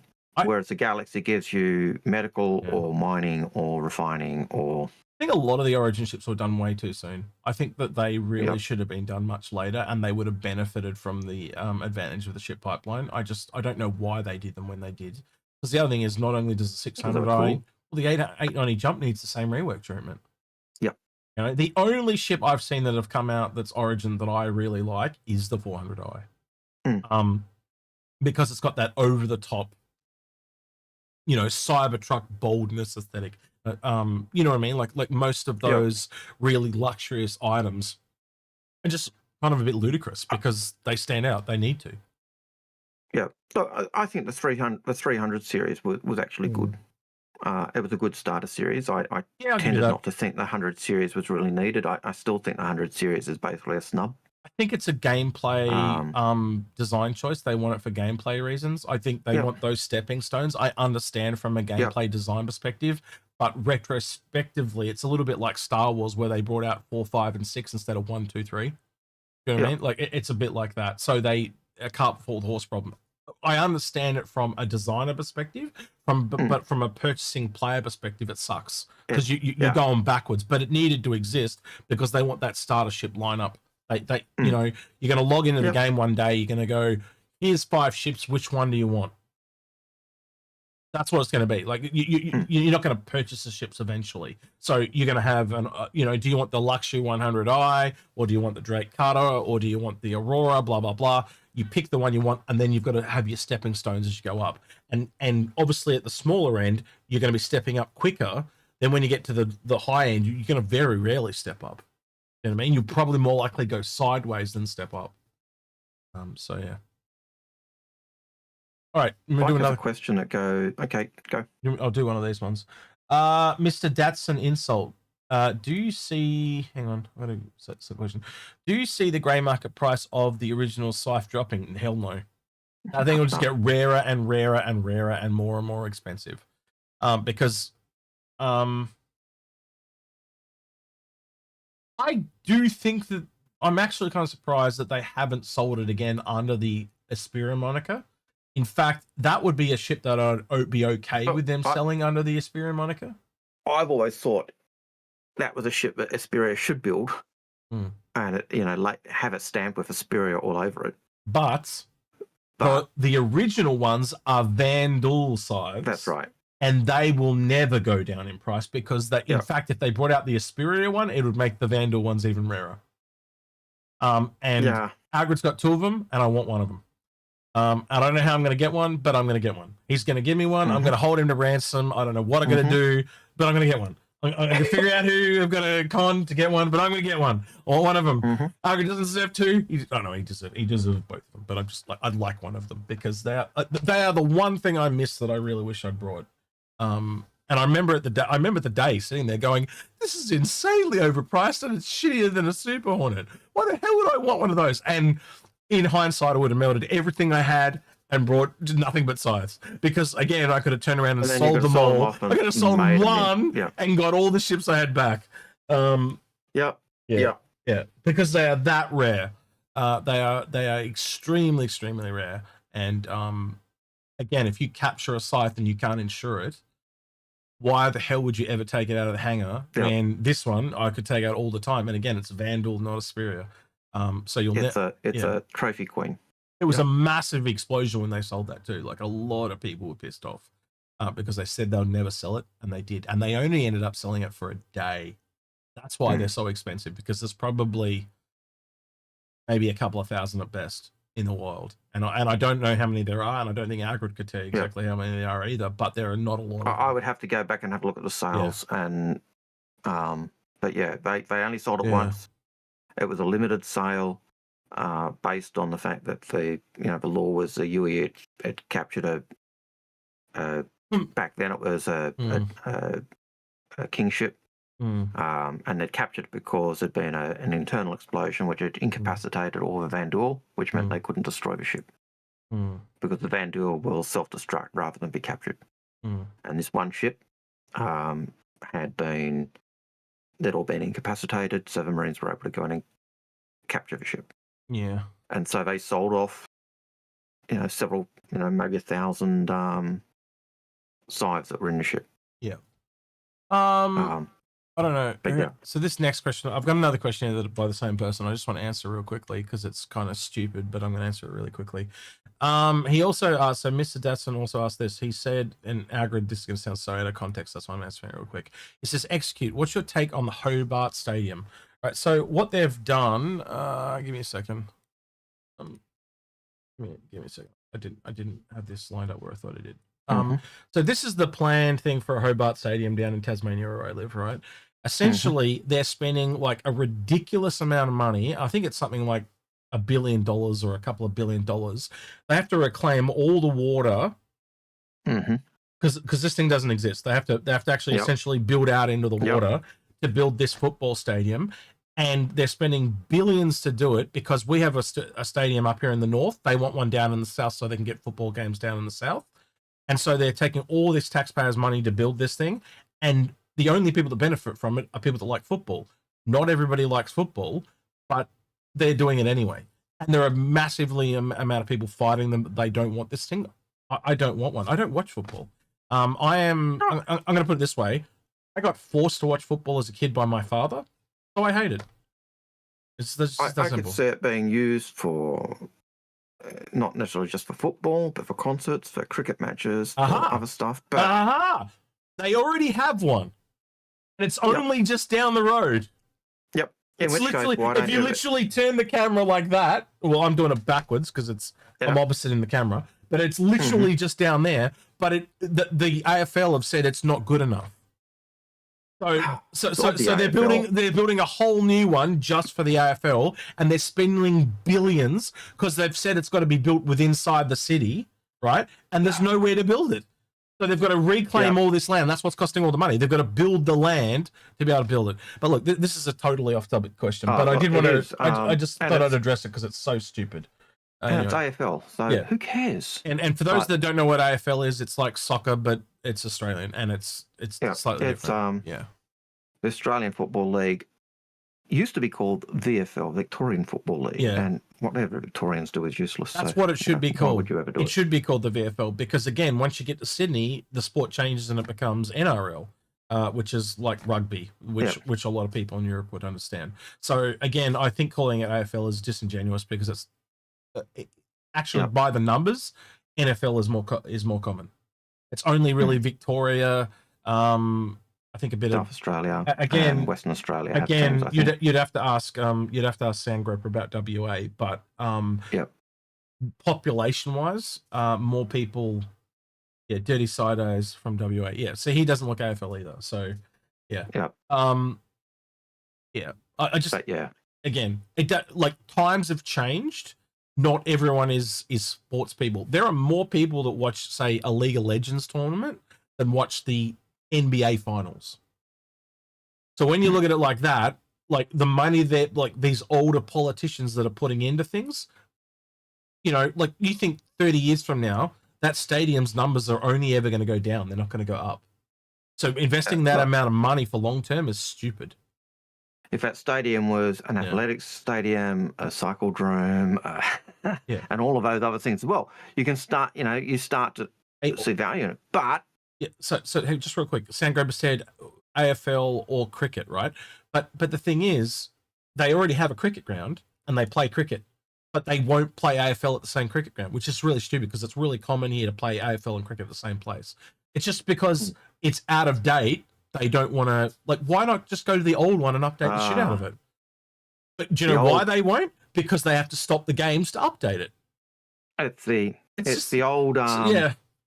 So what's going to happen is they're going to build a whole new one, and then the old one's just going to become shit and not used. It's the old problem that Chargers had in San Diego. It's just, they had a stadium. Yeah. They wanted it updated. We've talked about this for too long. We've talked about this for too long. But yeah, you can see I'm annoyed by it. But I'm a Tasmanian, and that only affects me.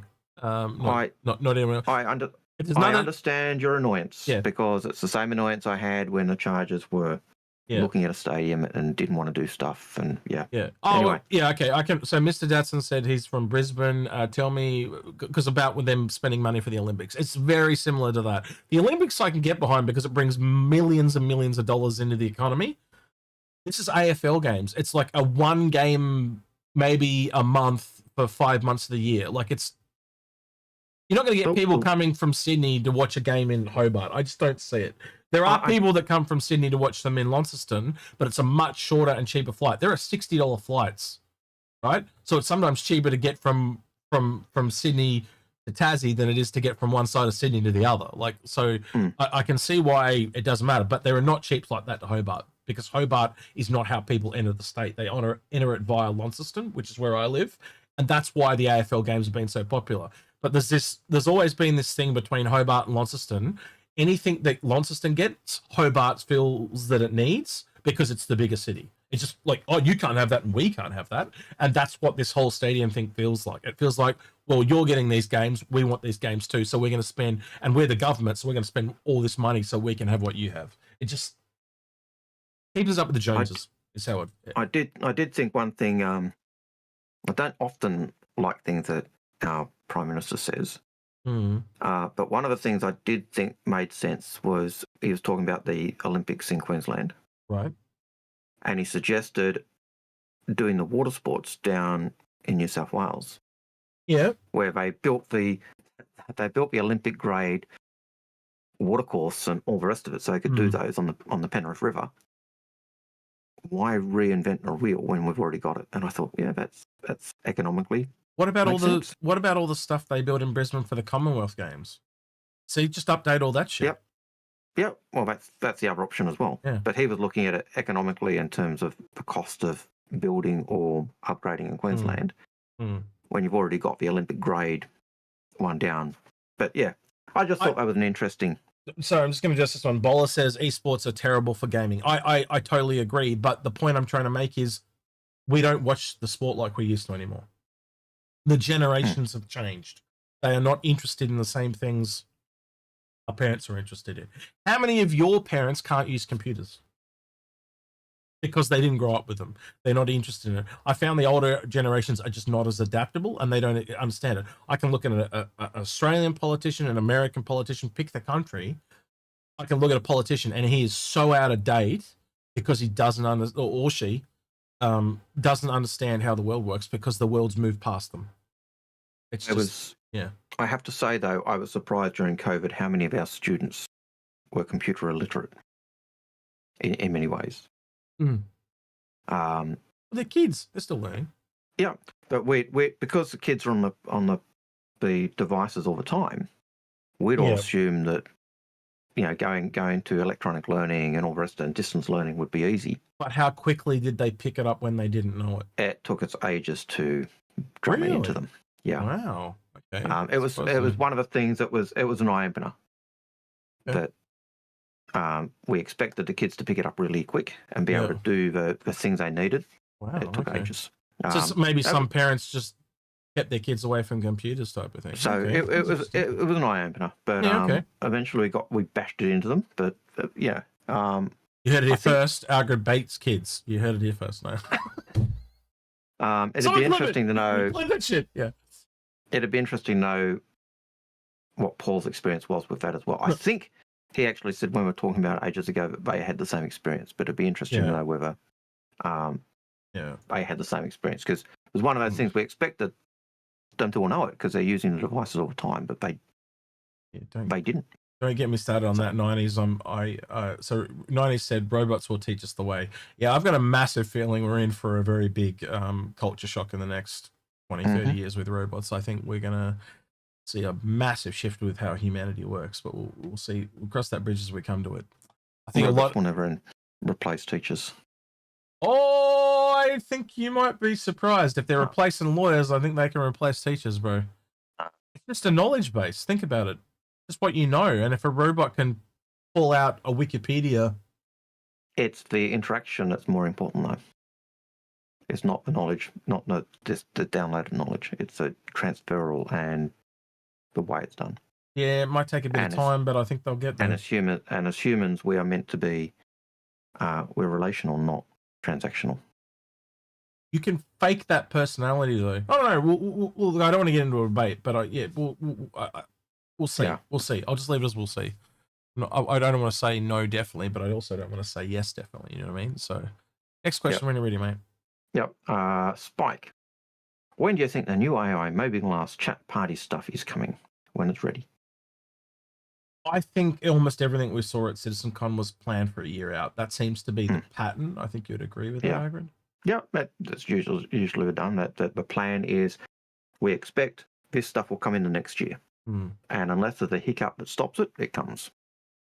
But so when it's ready. Like you'd know, like I do, Algared, all the reports I'm hearing from inside CIG is they're working their ass off right now. And I've heard, I've heard it from numerous people. It's blackjack. So we've probably heard it from the same people, but we've well, no, it's different people. We've heard it from different people. But the I think the feeling why CitizenCon this year is just a 2-hour presentation is because they want to work more. That's the feeling I get. I think this year, even if you look at just base building on its own, not all the other stuff like the scanning, bounty hunting and all that. Like, I think the end of year, this patch, fingers crossed, it's going to probably be, hopefully, be one of the biggest ones we've ever seen. And if that also comes with Nix as well, if they just had base building, it would be huge. Yeah. Like if base building comes in, even at the base level, even at the simple build an outpost and start doing that, or build a mining station or refinery. If that's all we get, that's still massive. And if we get, as you said, Nix, glory days. Glory days. Yeah. I think a lot of the problems I see in this game that people complain about are basically because they're almost like teething pains, because it's such a game in progress. They're like, I want to be able to do this right now. Why don't you fix this so I can do it right now? And it's like, well, if they've got to stop to fix everything, they'll never get anything done. Yeah. So you've unfortunately just got to live with it. And I've seen, I can name one very specific video I saw the other day. But I don't want to call people out and hound people, but I was sitting there the whole time going, this is the cart for the horse problem. You just got to wait and be patient. And unfortunately it sucks. Yeah, we've waited a really, really, really long time, way longer than any of us hoped to have waited. Yeah. And unfortunately they're not just building a game. They were building a company and all that other stuff that we've talked about many times before. It's just, look, I'm sick of waiting too. That's all I'm gonna say. Look, and I think CIG are sick of waiting as well. Yeah, I think it's taken CIG a lot longer than they thought. Probably why we're getting this year of stability, because they were like, right, we've just got to fix this shit. You know, so which comes us to the next question, which is from Adam Prescott, who says, "How do you guys feel the year is going so far in terms of content, gameplay, etc., considering you guys have been around since the dawn of time?"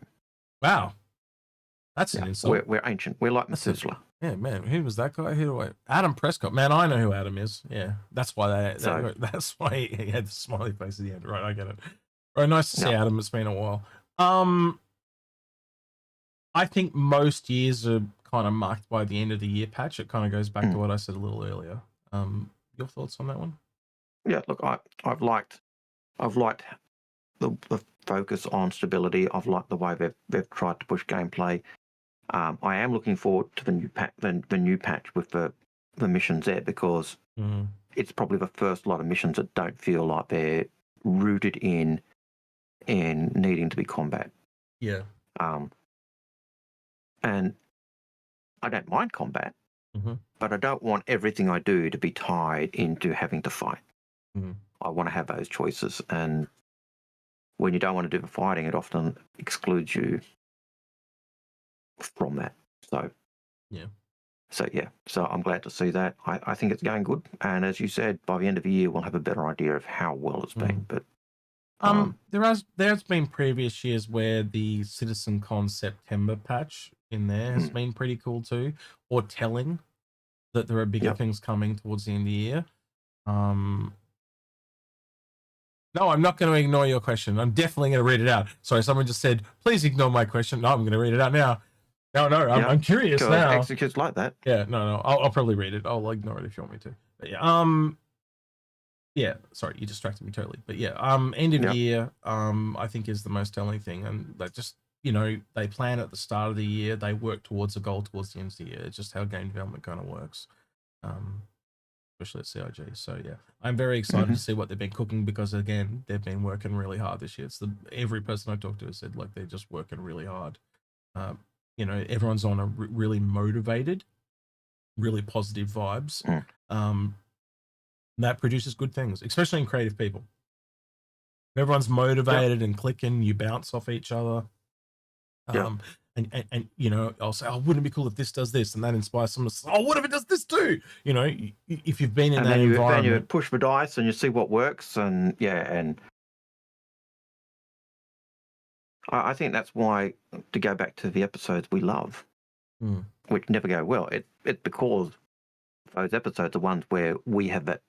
Yeah, we see the new exchange stuff ourselves, where we kind of kick the can down the road and see where it can go, and it just Bowler 9999999 has a question. How far do you think the Navy responses to hostiles in 4.21 will go? Will we see javelins at max level, or is it an Idris and a hammerhead the most? Long story short, for in her TR0's question, it's the Meteor, RSI Meteor, which is a version of the Mantis, which is coming next year. Next month. So what was that question that you jumped into? They asked me not to read it out, so I'm not going to read it out. Oh, but I'm still going to answer it. I'm just looking for the image we had before. There it is. So this is the sneak peek here. To answer your question, I'm not going to read the question, but I am going to answer it.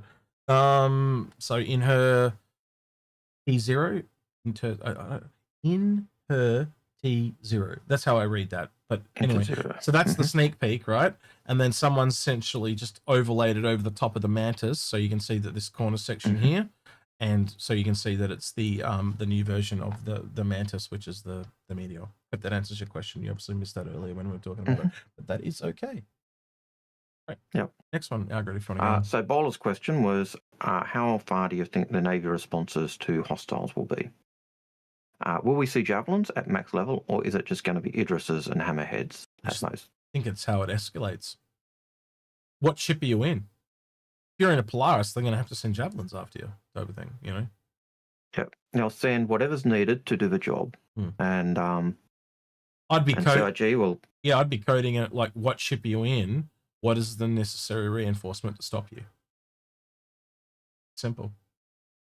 Yeah, I think CIG will look at it. They'll put it in and they'll see how it's going. And they'll say, no, that's not working. So they'll tweak it again, and they'll just keep tweaking it until they get the result they want. And it might end up being you get a squadron turn up, and if you even if they do an Idris that turns up and it's got super elite crew with fighters that are super elite crew, and they launch out and attack you as well.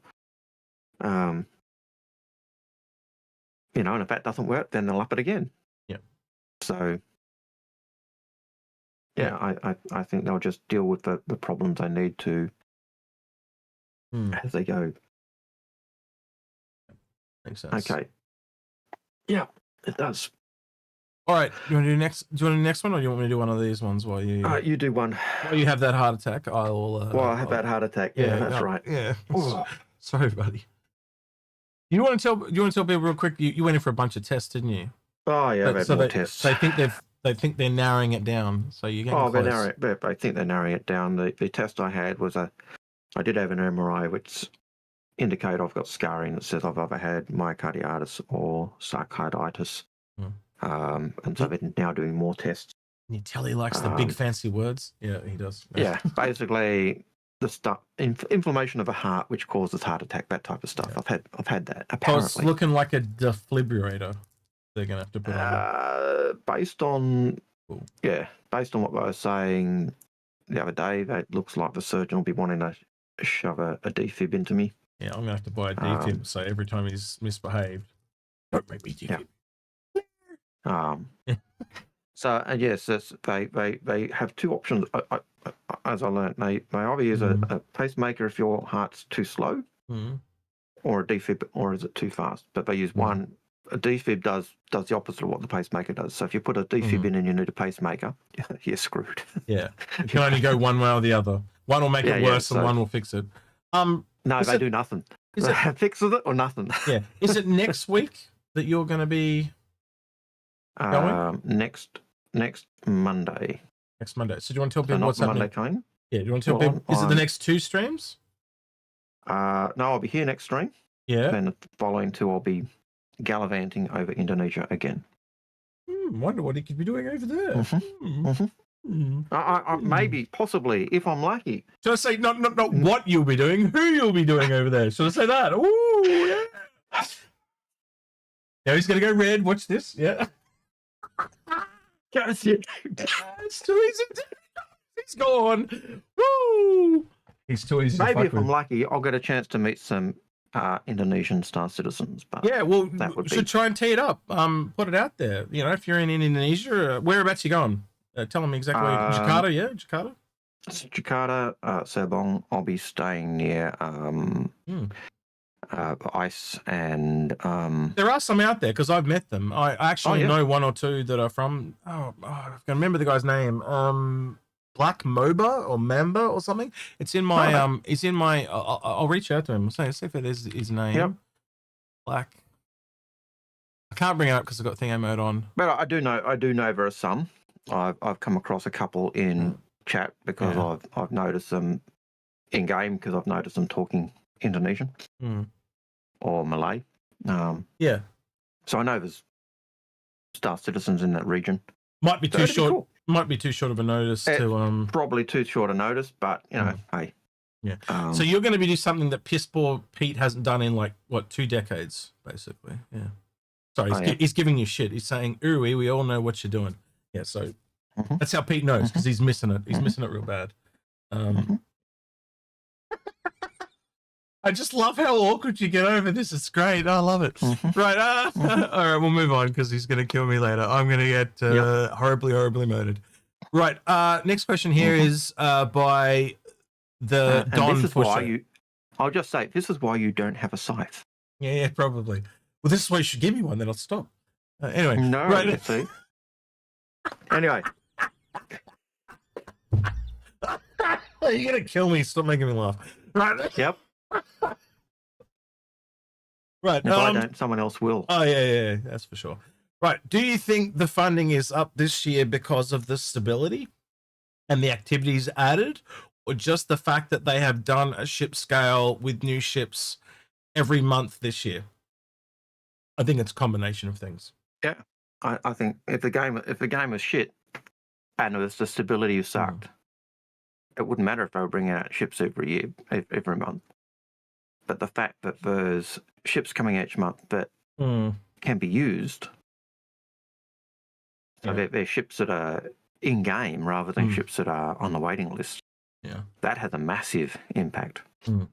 So it's the things you can do in game. It's the moving towards stability. It's the ships coming out every month. It's a factor of things. It feels like there's movement finally on the game because they are actively working on Star Citizen. It's not just all Squadron anymore. There's been a shift where things have moved over, and it's a bit of hype there because it's maintained momentum. Where if you look back at previous years, you'd have Invictus blow up, and then it'd go all to shit again and go quiet, and then it'd blow up again. And even though we've got these quieter months, they're still much bigger than they were before. But also you got more and more people coming into the game. Like you can kind of see that from right at the beginning all the way through. So yeah. Yeah, so you can just see that, as you said, you can, as a number of people come into the game, you see the that showing in that graph. And you can see that this year the graph is exorbitant. Yeah. They'd have to do a major stuff up to have that graph, to have this year be less than last year. What do you think, Algared, about if I said 150 mil? Do you think they could hit 150 mil this year? What about at the moment? Well, the highest we ever got there, as you can see, is 117. Yeah. So I'm talking an extra 32 mil on top of that. And I kind of look at where, you know, like I'm looking at the last month here that's in the light blue, and then the light blue here. That kind of looks like 32 mil past that already. So I reckon they're going to hit 150 mil this year. They're going to double what we've got at the moment, by all of it. That would be my... Yeah. Just looking at it, they get another month like the last. It's not entirely true, though, because the Invictus is pretty big, right? But usually AIE and December are very big as well. Yeah, so as you see. So yeah, so when I add that together, I think it's easily double, but I think it's more than that because of those 2 months at the end of the year. And again, I think the two most interesting months they're going to be telling, believe it or not, is not the big ones, it's the small one. We are about to go into the two smallest months right there. Yep. The purple and the custard. I'm going to call it custard. The custard yellow. Yep. Going into those, it's going to be interesting. Very, very interesting. Especially, I reckon it's probably one of the biggest purples we've ever seen because of what we talked about at the start of the stream, all those events going in. It's going to be really interesting. Yep. The interesting one was, and last year the interesting one was the blue. That's October, where everything just shrunk, and it just killed the momentum that year had. Up until that point, last year had been more than the previous year. Yeah. And after that, it just... Again, like we talked about development, CIG's development has always been back-end heavy. Like you've essentially got CitizenCon, AIE, and then Christmas. Those 3 months have always been very... I almost see them as one big thing because that's where it's so, you know, Invictus is big because it's a solo month, right? But then, look, because you could look here, literally last year, Invictus was bigger than AIE. But AIE stretches out because you've got CitizenCon, AIE, and then it actually flows over into the Christmas. So that's why, it's a bigger, longer event. It almost spans the 3 months. Yeah. But yeah, I think it's going good. All right. Do you want to... I think it'll be big. Do a question from your side? Yep. Red Marie says, do you think we will get another star system this year? The answer is yes. I think we will get Nyx. Hope we get Nyx. Yeah. And again, if they want to do 5 for 1.0, they've kind of got to keep that momentum of doing at least one a year. Yep. And theoretically, if 1.0 is meant to line up with 2026, which is Squadron, you somehow need to do 2. So do we get Nyx? Like, look, let's do it on theoretical, right? Let's just put on our theory hat here. if you'd been working on them actively the whole time, you'd almost want them to come out 6 months apart. That's kind of how I see it. So Nyx at the end of the year, Castra mid-year, and then Terra at the end of the year. But I don't see them keeping that momentum. But maybe I'm wrong. Right, let's have a look at let's pull up the star map and let's look at the three systems. We know that Nyx has got basically the asteroid belt with the planetoid and lots of little bases around it. Yeah. Now, but what are Castra and Terra like? Gotta mute this thing. It makes some terrible noise.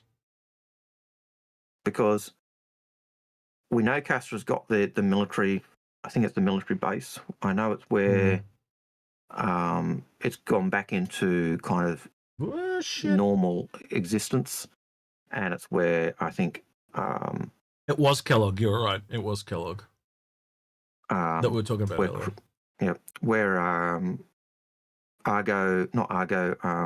Kruger and one of the other companies have set up shop. Yeah. So here's Castra. Yep.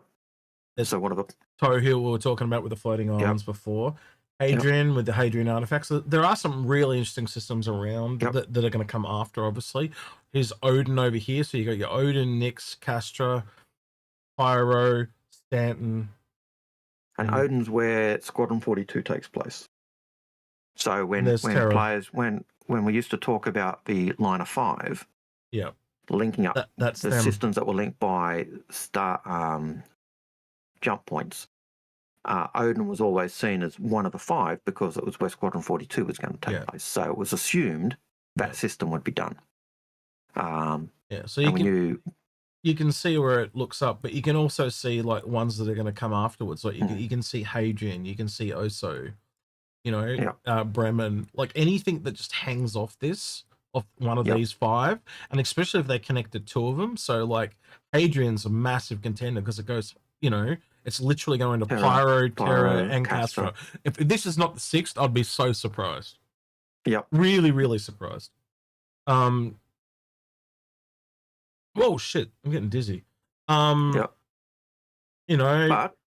going to get really excited. Magnus is in there. I know Paul's a massive fan of Magnus. Yep. I was about to say I was about to say Fagnus, but I meant Magnus. I'm sorry. Yeah.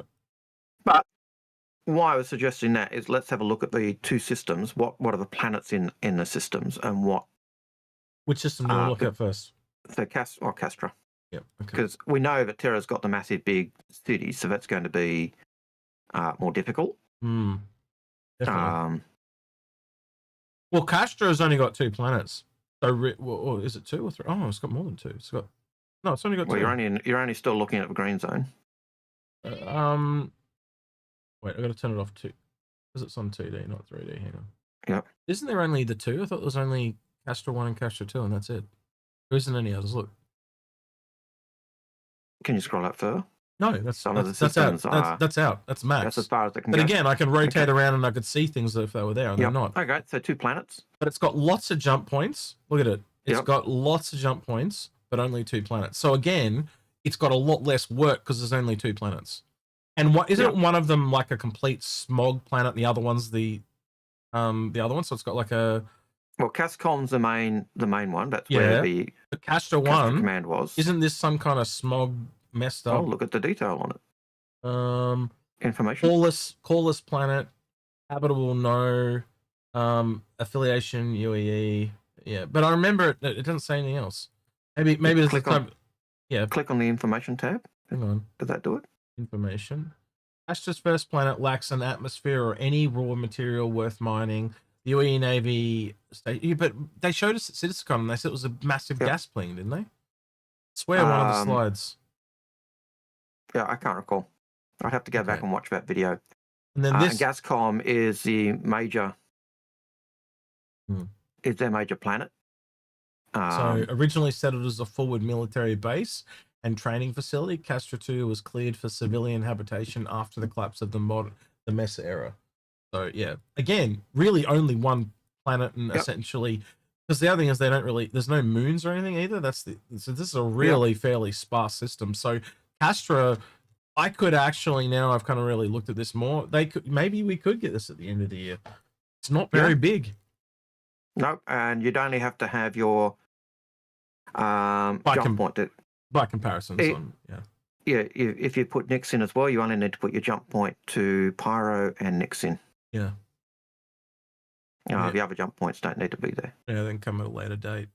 They can come at a later So date. again, like I said, like if you brought out Nix at the end of the year, and then you brought out Astra at the 6 months from now, I could see that. And then leaving Terra to kind of have a full year of work on its own. So yeah.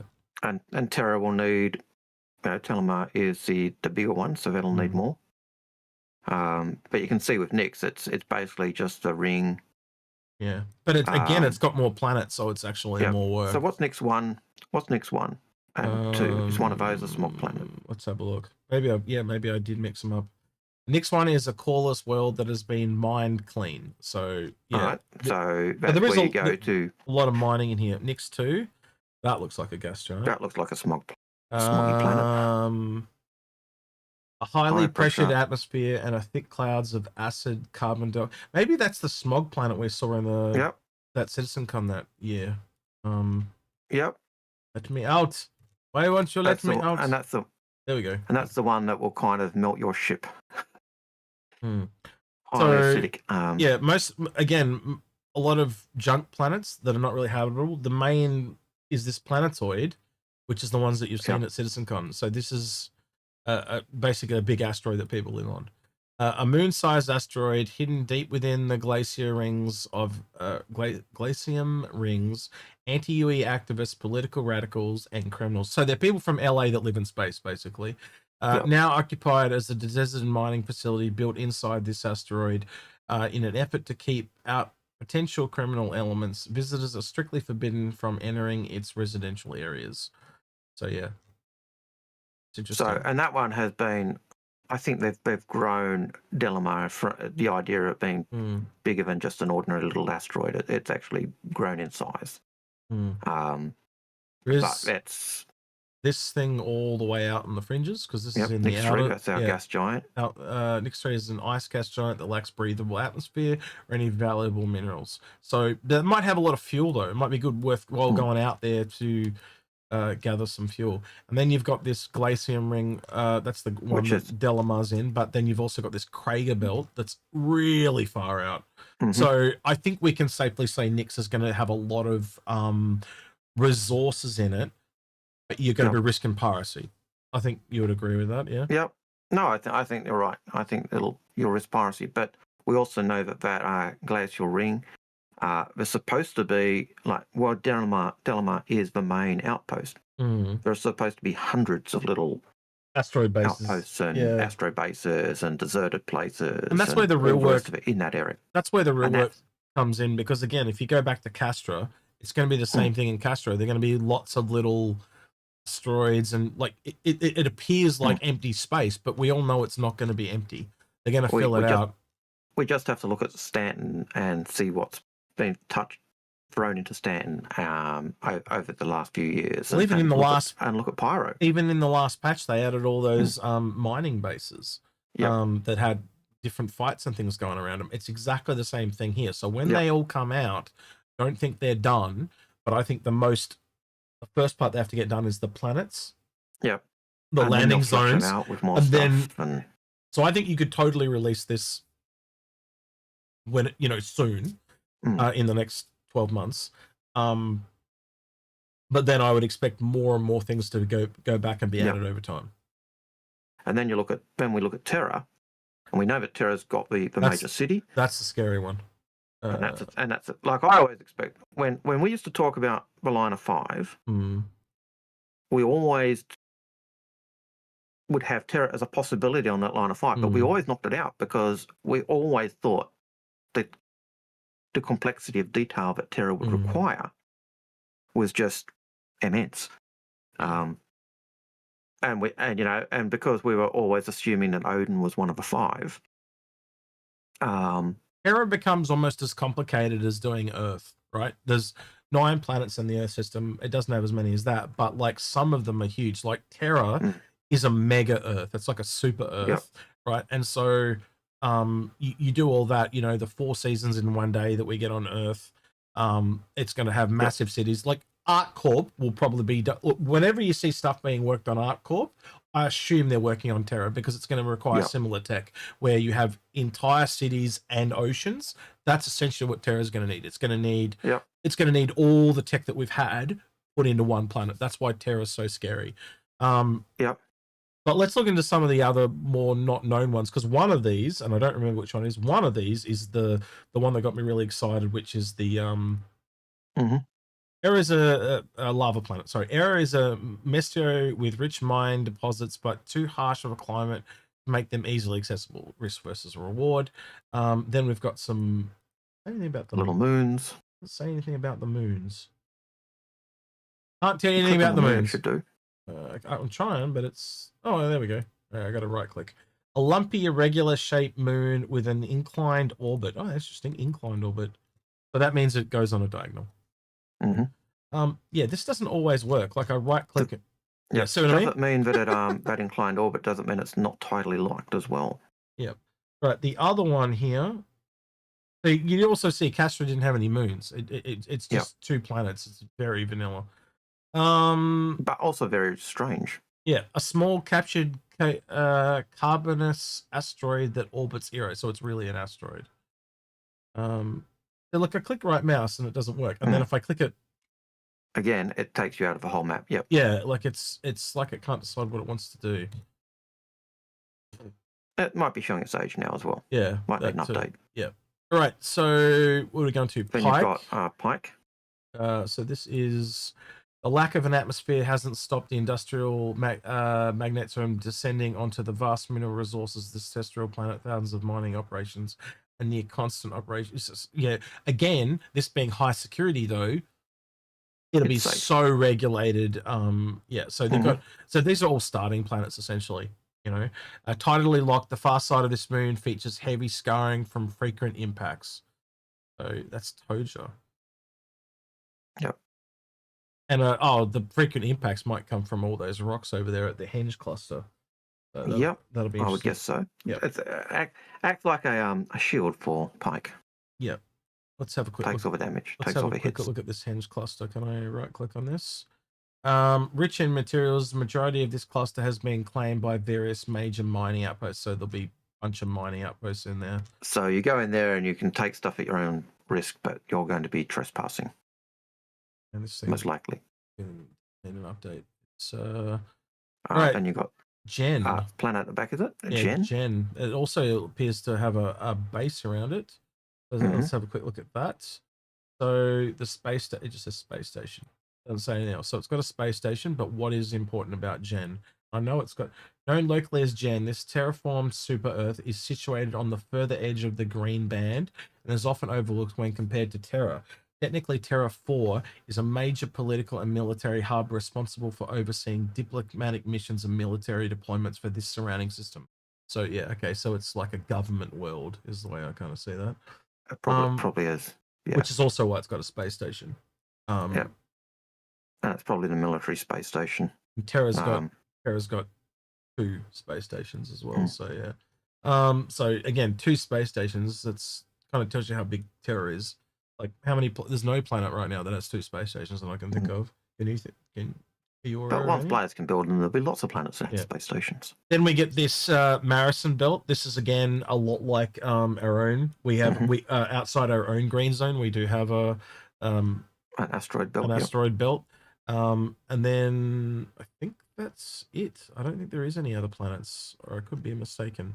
But again, look how far out, man. You're going to be dedicated to want to go to Tyak, because look how far out that thing is. That thing might have some. I could imagine Tyak's going to have something that's really important that you need. And can you imagine, like, if you can go this far out, what the hell is going to be over here in the middle of nowhere? So this is like. As a pirate, this is exploration areas. Yeah, as a pirate, there'll probably be some pirate base over here in the absolute ass end of nowhere. You know, there are going to be things in empty space, so to speak. Or transient jump points is, you know, you'll find out there in those regions as well. I can imagine other things that are not on these maps, like where are all the range points? Yep. None of that shit. So you kind of go back and. You look at what we've got in is. Stanton, and you can quickly see what's going to happen in all of these. Yeah. So I could see that needing a full year. Now, hopefully, they've already started work on it. Yeah, I think they've probably started on all of them. To be honest, I think they need to, which is why they knew that all 5 of them. Yeah. Now, I honestly, they probably knew. I can't remember which one of those is the fire one, but it's either Pike or Arrow. Can't remember which one. It might have been one of the moons. I really can't remember. But it was in the slide presentation at CitizenCon. I know you got very happy with that. Yeah, just because we hadn't seen one. No, I'm going to see one. This one's complaining. She wants food. Get some food in a minute. Yep. We've got 30 minutes left. 30 minutes. All right. Yeah, 30 minutes. We can wait 30 minutes. I'm going to jump down to Stan Graber's question because it is related to our discussion at the moment. Yep. He said, the Idris is set up differently because it is a Squadron 42 asset. Yeah. How would Odin be set up differently because it's also a Squadron 42 asset? They basically have said that the Odin that appears in Star Citizen is 10 years after the events of all 3 Squadron 42s. So that accounts for the changes in things. Yep. That changes for anything that would blow up and it gets destroyed or all that. And we'll just have to wait and see. But yeah, I think that's how what we see in Squadron 42 will be different from the Star Citizen version because we'll see the damage, we'll see the effects of that war. A bit like the difference between Guild Wars 1 and Guild Wars 2. If you play Guild Wars 2 and you run around the area, you can actually see where the map was in the old game, but the graphics and everything are totally different. It's been 1,000 years or 100 years or whatever has passed since then. But you've got similarities, but it's also different. So I could see that we'll see the effects of the war. Going back up the top, Carlo Senior 72 says, should they tackle the inventory and maybe glass issues within playability and stability eventually? Sorry, I'm replying to someone's question. Sorry, read the question again, please. Sorry. Should they tackle or should they deal with the inventory and maybe glass issues within playability and stability? It's priority. I think we know that the UI team is one of the smaller, more needed in every type of department teams. So that's a really tough one to ask because we don't know the requirements of Squadron 42. We can't answer that. And then there's other things that come into that because they're also working on the UI of ships. And as the ship's coming up, we've got to work on that. So yes, I imagine, yes, they want to. So yes, but again, as you said, priority. What takes precedence for them? Yeah. Exactly. And where do they get pulled? The dirty garden gnome who needs a shower or a bath has a question. It's just the dirty garden gnome. Do you think this ship brand ecosystems are going to factor into engineering?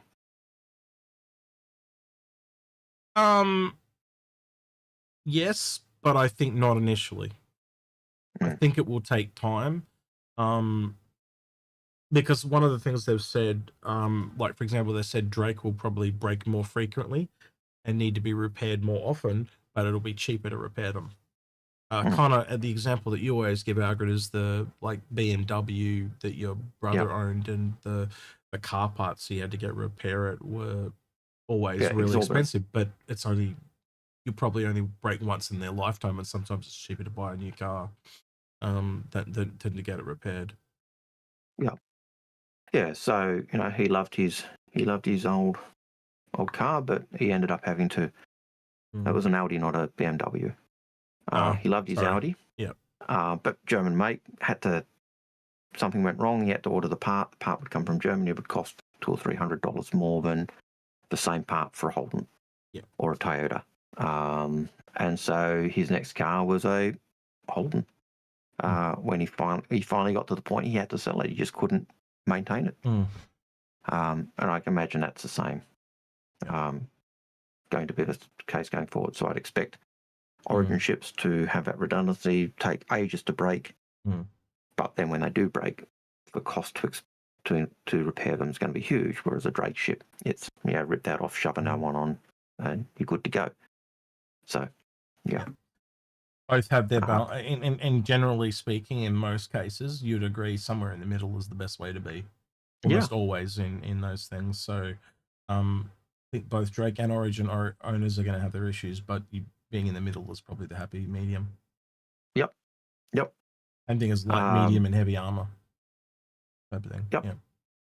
So Cody Fox 00 says, if they decide to make an Origin 700 series, what would you want it to be, and should it be a capital or another large? Probably the Corvette. I was going to say probably the Corvette. Yeah. And an Origin Corvette. Probably. Not sure what you'd do with an Origin Corvette, but probably shops. I think a lot of the Origin ships, because if you look at you've essentially got 3 levels. You look at that. One of the things we realize is that when it comes to tech levels, that's why we haven't seen the shop ships yet, because there's going to be tech levels. Like you can't. Let's take a single shop ship, right? You can't have a taco truck in an Origin high luxury thing, and you can't have a high luxury restaurant in a Drake ship, because they don't fit the theme. They don't line up, right? But again, if you've got a single shop, you can have a single shop made by Drake, and it does tacos, the fish and chips takeaways, whatever. And so you can have it open to different things. Now, we know this is a thing because they've talked about different things for, you won't be able to get missions for certain things if you don't have a particular brand of ship. Like you can't get a VIP mission if you don't have a ship to go with it. It would be exactly the same thing. You can't get high-end clientele coming into your Drake ship because they'll see it as low-end. So again, you can have a low, medium, and high. And again, the medium will be the happy medium because it'll cater to most people. But again, if you just want to get away, like you buy a Drake cheap for cheap and just get started, you see the advantage of a Drake ship. But then the high end, when you get into that high end and the amount of money you can make on the Origin becomes worth it. So they're all, it's a progression just within the same profession. And of course, going on what we were saying earlier, why build the shop ships when you've got base building and you can put a shop in a base? Absolutely. Which is basically going to be I would imagine, a mirror of what we've got in stations already. The difference will be you'll be stocking them rather than. Now, I the other side of this, I struggle to think of exactly where all the different how do I put this? The RSI, I would say, would be on the lower end of high tech, but the only 3 that I can think of that would classify as high tech, actually I can think of a 4th one, would be Origin, the Banu, RSI, but not all. I don't think RSI crosses into middle, and technically from a utilitarian, MISC is high tech, but I also think they cross into the middle ground. You also forget the Xi'an. They'll be Diane. The Diane ships. They'll be. I don't know where they sit yet. Because again, they are a bit like MISC, where they fall into the cargo and utilitarian, and so when they don't. For example, I wouldn't expect to see not a Xi'an luxury ship for a while, but I don't think you'll see a luxury ship from MISC. Because you get what I'm trying to say. Like it'd more likely fall into Mirai, when you do that. So again, there's this gradient. But that alien tech from a Xi'an will, I think, pushes them into that high tech. Not necessarily. Like Vandal catch me more as a Drake alien race than a. Yeah. You see what I mean? But I don't. I think. I didn't say alien per se. I said Xi'an. Yeah. So what I'm trying to say is, I think Banu is higher than the Xi'an. Remember, Banu have that thing where they want the best of everything. Yeah. I don't think Xi'an is like that. I think they're a little bit scavengers. They'll take the best of what the Banu will take the best of what they think everyone else does. So they've got the Tavara and Shield Tech. They've got Banu this. They've got other stuff, right? The Xi'an have the the gravity generators, the magical stairs. The Okay, well, I'll just leave it as we'll, 11, all that stuff. So we'll leave it as we'll wait and see then, because I see it a little differently to you, and I don't want to get into an argument over it. But the point still stands. You'd almost have to go through and break down every single. And again, we've got no clear stamp on where they all sit. I think the only two clear ones are like Origin and Drake. And then I think a lot of everything is somewhere in between those two. Yeah, you'd have to go look at that 3D back graph they had where the ships went, and I'm not even sure where's the point I'm trying to get to is you can see that there are three clear text sizes. They mention them in the files. So again, I could almost see a ship of every size. So let's just take a single ship, a single shop, a low tech, a medium tech, and a high tech in just singles. And then I think you'll see some that are in between. So maybe they've got 2 shops, 4 shops. And again, right now, it seems to be, this is a total guess, by the way, right? But I think it's almost like doubles or even numbers, because we've got a 10 shop in the Kraken Privateer. We've got an 8 in the Banu Merchantman. And then I think you might see a 6, a 4, a 2, and a 1. That's kind of what I am kind of expecting. But again, I think at the low end, you're probably going to get at least 3. And I think the lower you go, the more you're going to get. That's obvious, yeah? Yeah, and I think that the even numbers are so they can do the symmetry, 1 on each side to keep the balance and all the rest of it. But that's just, again, speculation on my part. Dusty Digits saying his power's gone out for the 6th time. We're gonna have to crowdfund him a generator to keep our mod's power on so he can mod. Sorry to hear that, Duft. You have to tell us what's going on later after the show. Yeah. Thank you for all the work you do, by the way. I know we don't say it enough, but thank you for the help. Yep, always appreciated. Yeah. Kim Pissball, Pete in line is a full-time job. That's for right. Sure, yeah. And just for you, Pete, we will say Joanne. Joanne. So, Citizen Ninja. Yep. Which CitizenCon silhouette unknown ships, vehicles, and new Krugers do you expect to see released over the next 3 months? Next 3, that would cross into August, September, October. The Mantis one? But the Mantis isn't on the silhouette. The only one I think you could safely say is the Consolidated Outland, what we're calling the Frontier now. I think because that's going to come at CitizenCon, because that's the theme has been medium ships. He does have the next 3 months leading up to CitizenCon, and the Mantis has kind of been in a sneak peek, which indicates that's the next one. No, that's already in the files. But hang on, Algared, you missed the start of the question. He said the ones from the blue silhouette. The Mantis isn't in the blue silhouette. Yes, he said the blue silhouette or the Kruger over the next 3 months. The Mantis is next month. The Kruger, there's no mention of a Mantis in his question. Hey, in the next 3 months. Read the question again. In the next 3 months, the next month is the Mantis. Therefore, there's only 2 to come, because the next 3 months, if it's 1 a month, Mantis, then 2 more. So there's not 3, there's only 2 to come out of that. You didn't listen to your own question. No. Read it again. You're refusing to listen to what I'm saying. Read it again. So, in the unknown ship vehicles blue silhouette thing, plus the new Krugers, do you expect to see? So, which of them do you expect to see over the next 3 months? I'm saying there's only 2 because the Mantis is going to be the first one. So he mentions the Krugers and the blue silhouettes. Yes. Nothing about. I agree with you. But nothing about the Mantis. The Mantis is not in the blue silhouettes. You are not listening to what I'm saying. He's asking what's coming in the next 3 months of the blue silhouette and the Kruger. I'm saying there's only 2 months because the Mantis is next month. Because and I'm saying no, he's not. He's saying which of the CitizenCon silhouette unknown vehicles plus the Krugers do you expect to see released over the next 3 months? It's got nothing to do with the Mantis. You are not listening. And you are not reading the question. I am reading the question. You are not listening. And yes, I'm getting annoyed. Yeah, I'm getting really peeved off. Yeah, because you are interrupting constantly.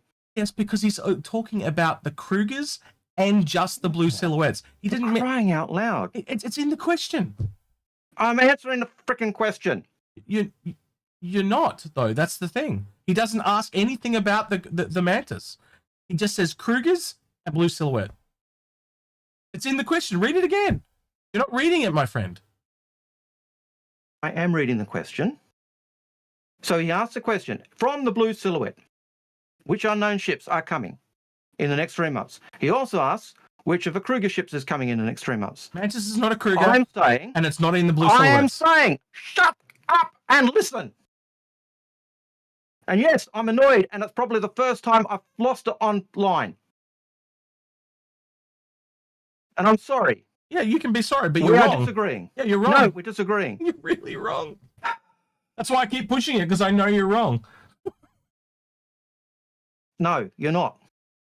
There are two ships out of that list that can come. How about we actually How about we just leave it? No, how about we just get Mr. Datsun to say what he reword the question then, or whoever was it, the Don Show, because I'm who asked the question? Citizen Ninja. Citizen Ninja. What was the question? Are you asking? Reword the 3 ships question. coming? Yeah. He says 3 months leading up to CitizenCon. So he literally says the ones from the blue silhouettes and Kruger. Freaking sake! In the next 3 months, what ships are coming from that list? That's not what there's only 2 that are going to come. That's not what it says. Read it word for word. It does not say that. I have read it word for word, and you keep interrupting. Right? And I think I've just lost Link. No, you're here. I can hear you. I'm frozen. I don't think. No, you're not frozen. I can see it. Nothing's happened. No, the YouTube just froze though. Oh, that's on your end. It's not on this end. Yep. So he's asking, what from the silhouette, what unknown ships are coming? I actually think there's only 2 coming. I'm going to over the next 3 months. I'm going to repost there's 2 coming. I'm going to repost the question into chats because people need to see this question because you're reading it wrong as far as I'm concerned. And that's why I was cutting you off, because I think you're saying something that's not there. That's the exact question as he asked it. Yes. And it doesn't say anything about the Mantis. I'm not saying it says anything about the frickin' Mantis. And you talked about cutting people off. You've cut me off multiple times now. You don't let me finish it. If you actually read it, it says blue silhouettes and Kruger. Which one of those are coming out in the next 3 months? It doesn't say anything about what ships are coming in the next 3 months. It just says what blue silhouette and what Kruger ships. That's why I'm cutting you off about the Mantis, because it's got nothing about the Mantis. It's just Kruger and silhouette. Go on. Sorry, keep going. It just says and Kruger. I'm saying, go ahead. But over the next 3 months, there'll be only 2 from that silhouette or Kruger ships coming, because in the 1 month, in the 1 ship a month thing, the sneak peek says the Mantis is coming. So out of those 3 months, we've only got 2, not 3, just 2. So which 2 ships do you think are coming from that? I don't think there's any Krugers coming. And I think the only one out of the silhouettes that would be coming would be the Sino. Yep, I could see that too. And maybe a vehicle at CitizenCon. I think we'll see the Mantis next month because it's sneak peeked. And I think there'll be the Sino. And if we're lucky, we'll get the Kruger.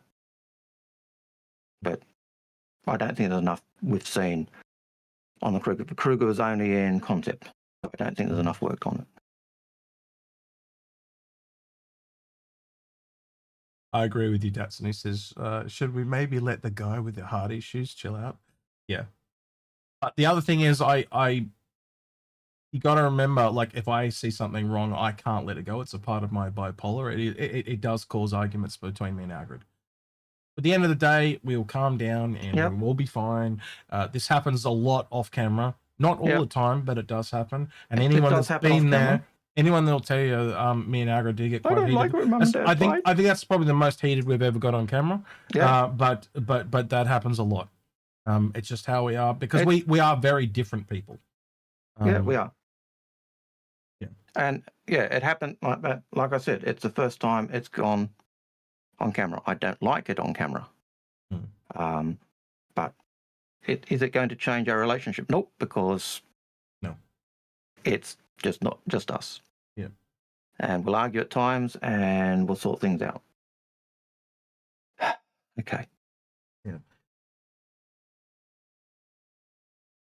Yep. Right. Anyway. I don't even think Citizen Ninja's there. I think he just dropped his question and left. Well, you Yeah, started a question, mate. fire. Right, we're going to have to kick him in the nuts when he comes back next week. It was all his fault. Next time we see him, he's in trouble. Yep, Oh, absolutely. wait, he is there. He is there. All right, he's in trouble. Yeah, he's in trouble when he gets back. He says in a remote work meeting, evening testing. All right, okay. Well, you'll keep the next week. Take a note. Probably why it wasn't. Take a note, Dafty Digit. Take a note. Citizen is dead meat. Yeah, that's it, basically. Put that pad away. Starting fights and then running off. What a bitch. Yeah, right. Absolutely. Yeah, all his fault. Right. Right. Next one. Actually, I've got. Yeah, and now they're saying chill out. Yeah. So, both of us. After we're more chill than they are. That's the funny thing. We just we get it out and it's gone. Where are we up to now? Do you think the funding is this like one? A married? Trufa says like an old married couple. Yeah, pretty much.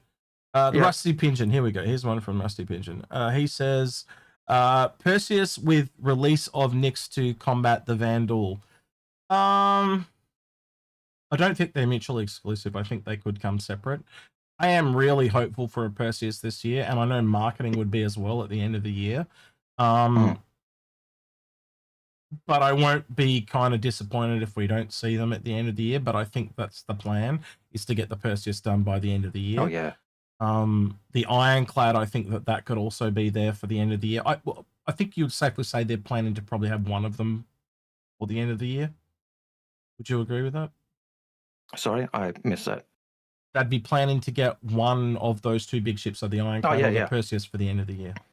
Yeah. I 100% they're aiming for one of those, and if I get, at least one, if I get two, great for us, awesome for them. But and they, even though I say that, I know that usually they'll try and do one of those big things for the big sales, because that's where those ships will generate that passion. So yeah. I'll skip that one. Yeah, you've only got a few left. I've actually got quite a few here. So do you want me to do another one? Or you do another one. That was Rusty Pigeon. So Misty Datsun, Misty Datsun. That's going to stick now.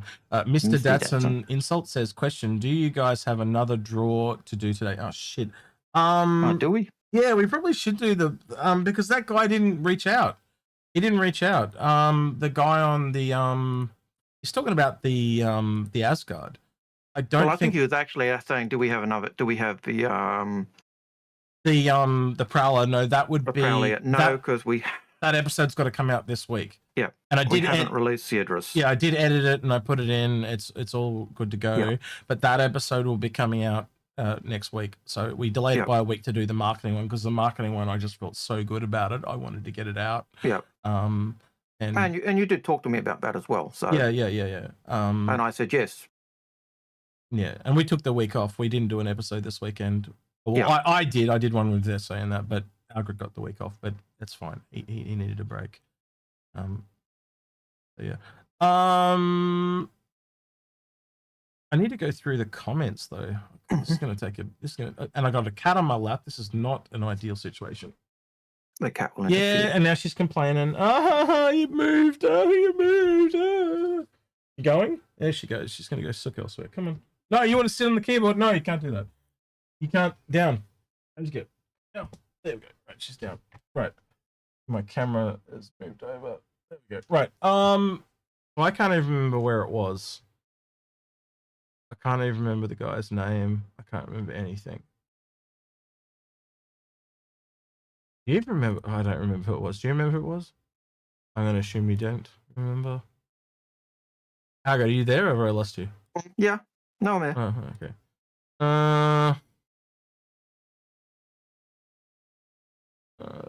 So Algareds have been replying to a lot. God, I can't even remember the guy's name. This is the annoying thing, is when they don't get back to me, then I've got to go through and do all this shit. And by the way, there's like 360 comments.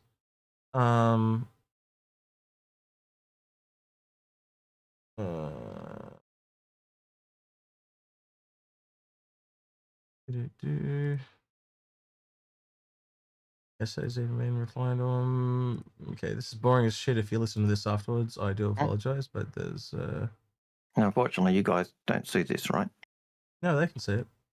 Okay. Oh, Yeah, well, that's okay. They're just seeing the. They're gonna see it. They're gonna see that I'm going through all the comments trying to find this goddamn thing. I can't, because I got no way to find it other than manually. That's the problem. There's no way to search for in the YouTube Studio the stuff that you've replied to. Yeah. So you got to go through and do it manually. Which is a frustration, isn't it? Yeah. So I'm just looking at all the replies, trying to see it. I wish I could look at my comments, but there isn't a way to do that either.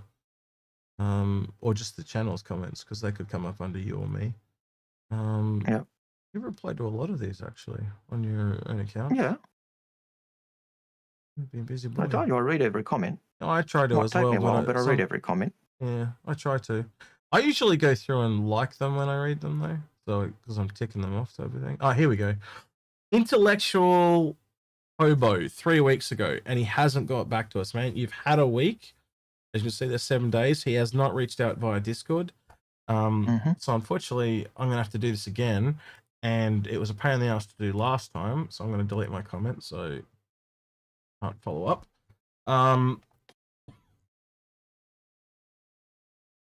I'll do it live, like how I did it, right? So there's 360 comments, but this is the thing. This will probably encourage people to set their stuff correctly, right? So when I go in, comment first. I did delete it. Then when we go into the actual episode, right? So I'm doing this for educational purposes to encourage people to publicly subscribe, right? Because there's no way. So if we go into comments now just for that video, right? These are all the comments on that video. There is 360 of them. Now, if you have one of these little squares, it tells us that you're publicly subscribed. So all of a sudden, when I change this to, where was it? There's an option here. Remove that and then sort this by public subscribers. This is the only way I can do it, right? Yep. And the list drops. It drops significantly. It went to like 36 or something stupid, right? 1, 2, 3, 4, 5, 6, 7, 8, 9, 10, 11, 12, 13, 14, 15, 16, 17, 18, 19, 20, 21, 22, 23. Actually, I remember the way to do this now. You tick this and it tells you, you just tick them all and it tells you that. And it tells you a number at the top. Yeah, it tells you a number at the top. So I'm just going to tick them all and then I don't have to worry about miscounting. I wish there was a box that you could just tick and it ticked all of them, but it doesn't. Yeah, it'd be nice, wouldn't it? Yeah, there's just, again, in the background, they don't build features for content creators. It's just built for Google. They don't give a shit about anyone that's actually working with them, as long as they're making money. So it's the bare minimum every time.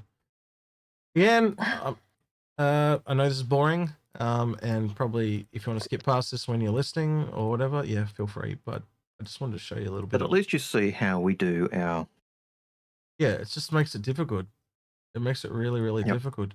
And I'm just going to be totally honest, like 360, almost 370 comments, and it breaks down to however many people are here. And I think last time I did this, it was only like 30 people. So maybe some of these people have gone back and subscribed. Well, that's an advantage if you. Well, that's the advantage you've got. Well, we did suggest people do that last week. So or publicly subscribe. And I don't even know how to turn on public subscriptions on my own profile, let alone yours. But how do I know that you're subscribed? I just don't. So yeah, we can only use this method to say whether you're subscribed, and it sucks. All right, so we've got 90. Okay, so 90 people, right? So now this is how I do it. I just go, give me a random number between, say, like 1 and 10, 1 and 90. Bang. 40. So Mr. 41. That's how I've done it. So now we just go through and go 1, 2, 3, 4, 5, 6, 7, 8, 9, 10, 11, 12, 13, 14, 15, 16, 17, 18, 19, 20. 1, 2, 3, 4, 5, 6, 7, 8, 9, 30. 1, 2, 3, 4, 5, 6, 7, 8, 9, and our winner is Meldor's Ravenshire. I reply to him. Also, congrats, you have Now, are you in chat right now? Melzor, if you're in chat right now, I'll also give you an upgrade from the Prowler to because that was the same thing I was going to do the last guy, but he wasn't here. If you're in chat right now, Melzor Ravenshire, I will give you an upgrade to the from the Prowler to the Asgard. I brought a CCU for that. So are you here, Mr. Roll up a bit so you can see it. You have won the Referral utility on the free draw as the first person didn't claim after a week. We will redraw. Probably should write thanks to CRG. In that. Thanks. Is it a Prowler? Yeah, Prowler utility on the redraw. It didn't claim after a week. Please kindly reach out to I'll just call myself execute via Discord. Wasn't this the Asgard? No. Okay, oh, just shit. double checking. Oh shit. No, it was the Asgard. Shit, you're right. I'm an idiot. I've mixed up next week with this week. You are totally right. But I did. So next week's, when it's the Prowler, if you are online in the chat next week when we draw out the Prowler one, which won't be next week, probably the week after. I don't know. We'll work it out. But when I draw it out, if you are there, I have an upgrade to the Asgard. Anvil Asgard. Anvil. Yep. Because I just thought it was a better spendage of money, and there was a Warbond CCU that brought the price down. You see what I mean? So I was just like, yeah, stuff it. I'll turn it into an Asgard. Please kindly reach out to Execute via Discord so we can get that sent off to you. Socially Confused does say we might want to talk to Grim because he has a site for picking a random YouTube winner. He does, but the problem is, I'll bring it up, right? So I'll show you, but this is not going to be how I do it because, again, it doesn't work for subscribers. It only works for comments. So you don't have to be subscribed. And the way the giveaways, it's a motivation. So if you like and subscribe our video, then that helps us out. So why would, I could just give it away for free. But like, I want to use it to try and grow the channel a bit. And that's the really big difference between us and other channels is we haven't been using them for giveaways like that. But when we do giveaways, there's massive jumps in subscriber count. That's why we appear bigger than we are, but we don't push that. So we probably should start pushing that. It's. I got to admit, it is our frustration, isn't it? It's yeah. You got to play the game, unfortunately. We don't play the algorithm game the way everyone else does. So our subscriptions stay down. Yeah. And so this is it here. So if I just use this like you're suggesting, so if I go back here to the actual video and grab the video, this is how busted it is though, right? Last time I tried to use this, it just sat there and never worked because, it worked this time. Right? But the last time I did this, it didn't work because there was too many comments. It just wouldn't work. It just refused. But again, I've got no way of telling if this person is subscribed. You go under advanced options. There is no option to do. There's no subscriber mode. You can't just say subscribers only. And we want to reward our subscribers. Yeah, we want to reward people that follow us. So we're gonna do it that way. As opposed to just someone who comes in because it's a giveaway, drops a comment. Because that's the other thing is they just come in and drop a comment, and you'll see a thing like it just says hey or whatever. They're not there for the content. They're just there for a chance to win a free shit. So And that's why we're looking at now. If you're here when we do the draw, we'll upgrade it. Yeah, I don't know if I'll do that for everything, but I will do it for some things. Like maybe I'll chuck in the concierge skin or something like that. As a thank you. You're loyal to us, we'll be loyal to you, type of thing. So, but part of that reason is if you're there, we want to, when the draw's done, we want to actually reward that. And yeah. All right. That was boring. I'm sorry, but now you see what we go through to get it done. It's a pain in the butt. I've got to watch streak. So Damien 3131 in Twitch. watched 3 consecutive streams this month and sparked a watch streak. Yep. Wonderful. So you're done with the ones on the bot, yeah? I've got about 5 left because you were doing some of yours because you had a lot. Okay, yeah, well, I've still got a lot left. I've got 1, 2, 3, 4, 5 by the look of it. Yep. All right. 4. How do I close the I got 4. Yeah. All right, close the question. Your turn. You go. Okay, so Rabbit, I asked a question about the $400 million backer reward, but I'm being ignored. No, you're not. We just hadn't got to it. In fact, your question hadn't come up as a question, which is why it only came up just then. So what was the $400 million backer reward? I can go to the funding goal if you want, real quick. And funding, what was your question, Rabbit? Well, if we don't know you might have to move on to the next one, Algared, if we don't have the context. So if you can put that post it again for me on YouTube and use the word question so it sticks out for me, or at Algared with that question, and I'll see it and I'll pull it out. Otherwise, the context eludes me. Is that if it was, does everyone get that reward? I think it was anyone who had been a backer before that point came. But what was it? The $400 million reward? What is a $400 million reward? And I think they're talking. Oh, $400 million. I got no. Well, they don't go that high. They only go to 65 million. I got no idea what the 400 was. No clue. None. Sorry, I thought he said 40 million. We're at like 800. Like overall, I think we're over 850 almost now. Yep. So what's our backing total at now? It's reloading. Give it a second. Yep. Screen's gone white. Let's actually have a total. There you go. 844 million. Yeah. So 200 million was a challenge coin, I think. They also gave us 300 and 400. They also gave us the shirts and poster things for that. They weren't anything breathtaking. They were just, like as I said, shirts and stuff like that. They'll probably be interesting way down the line when hardly anybody has them, but they're never going to be like things that people want to buy.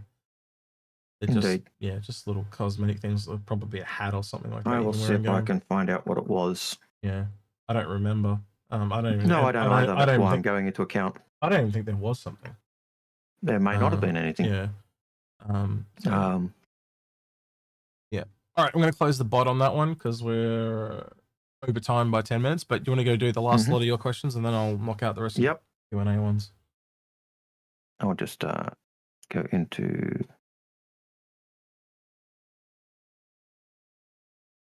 Of course, it's playing up on me. Okay, can't have a look because it's not playing. It's playing up at the moment, so I'll tick that one off.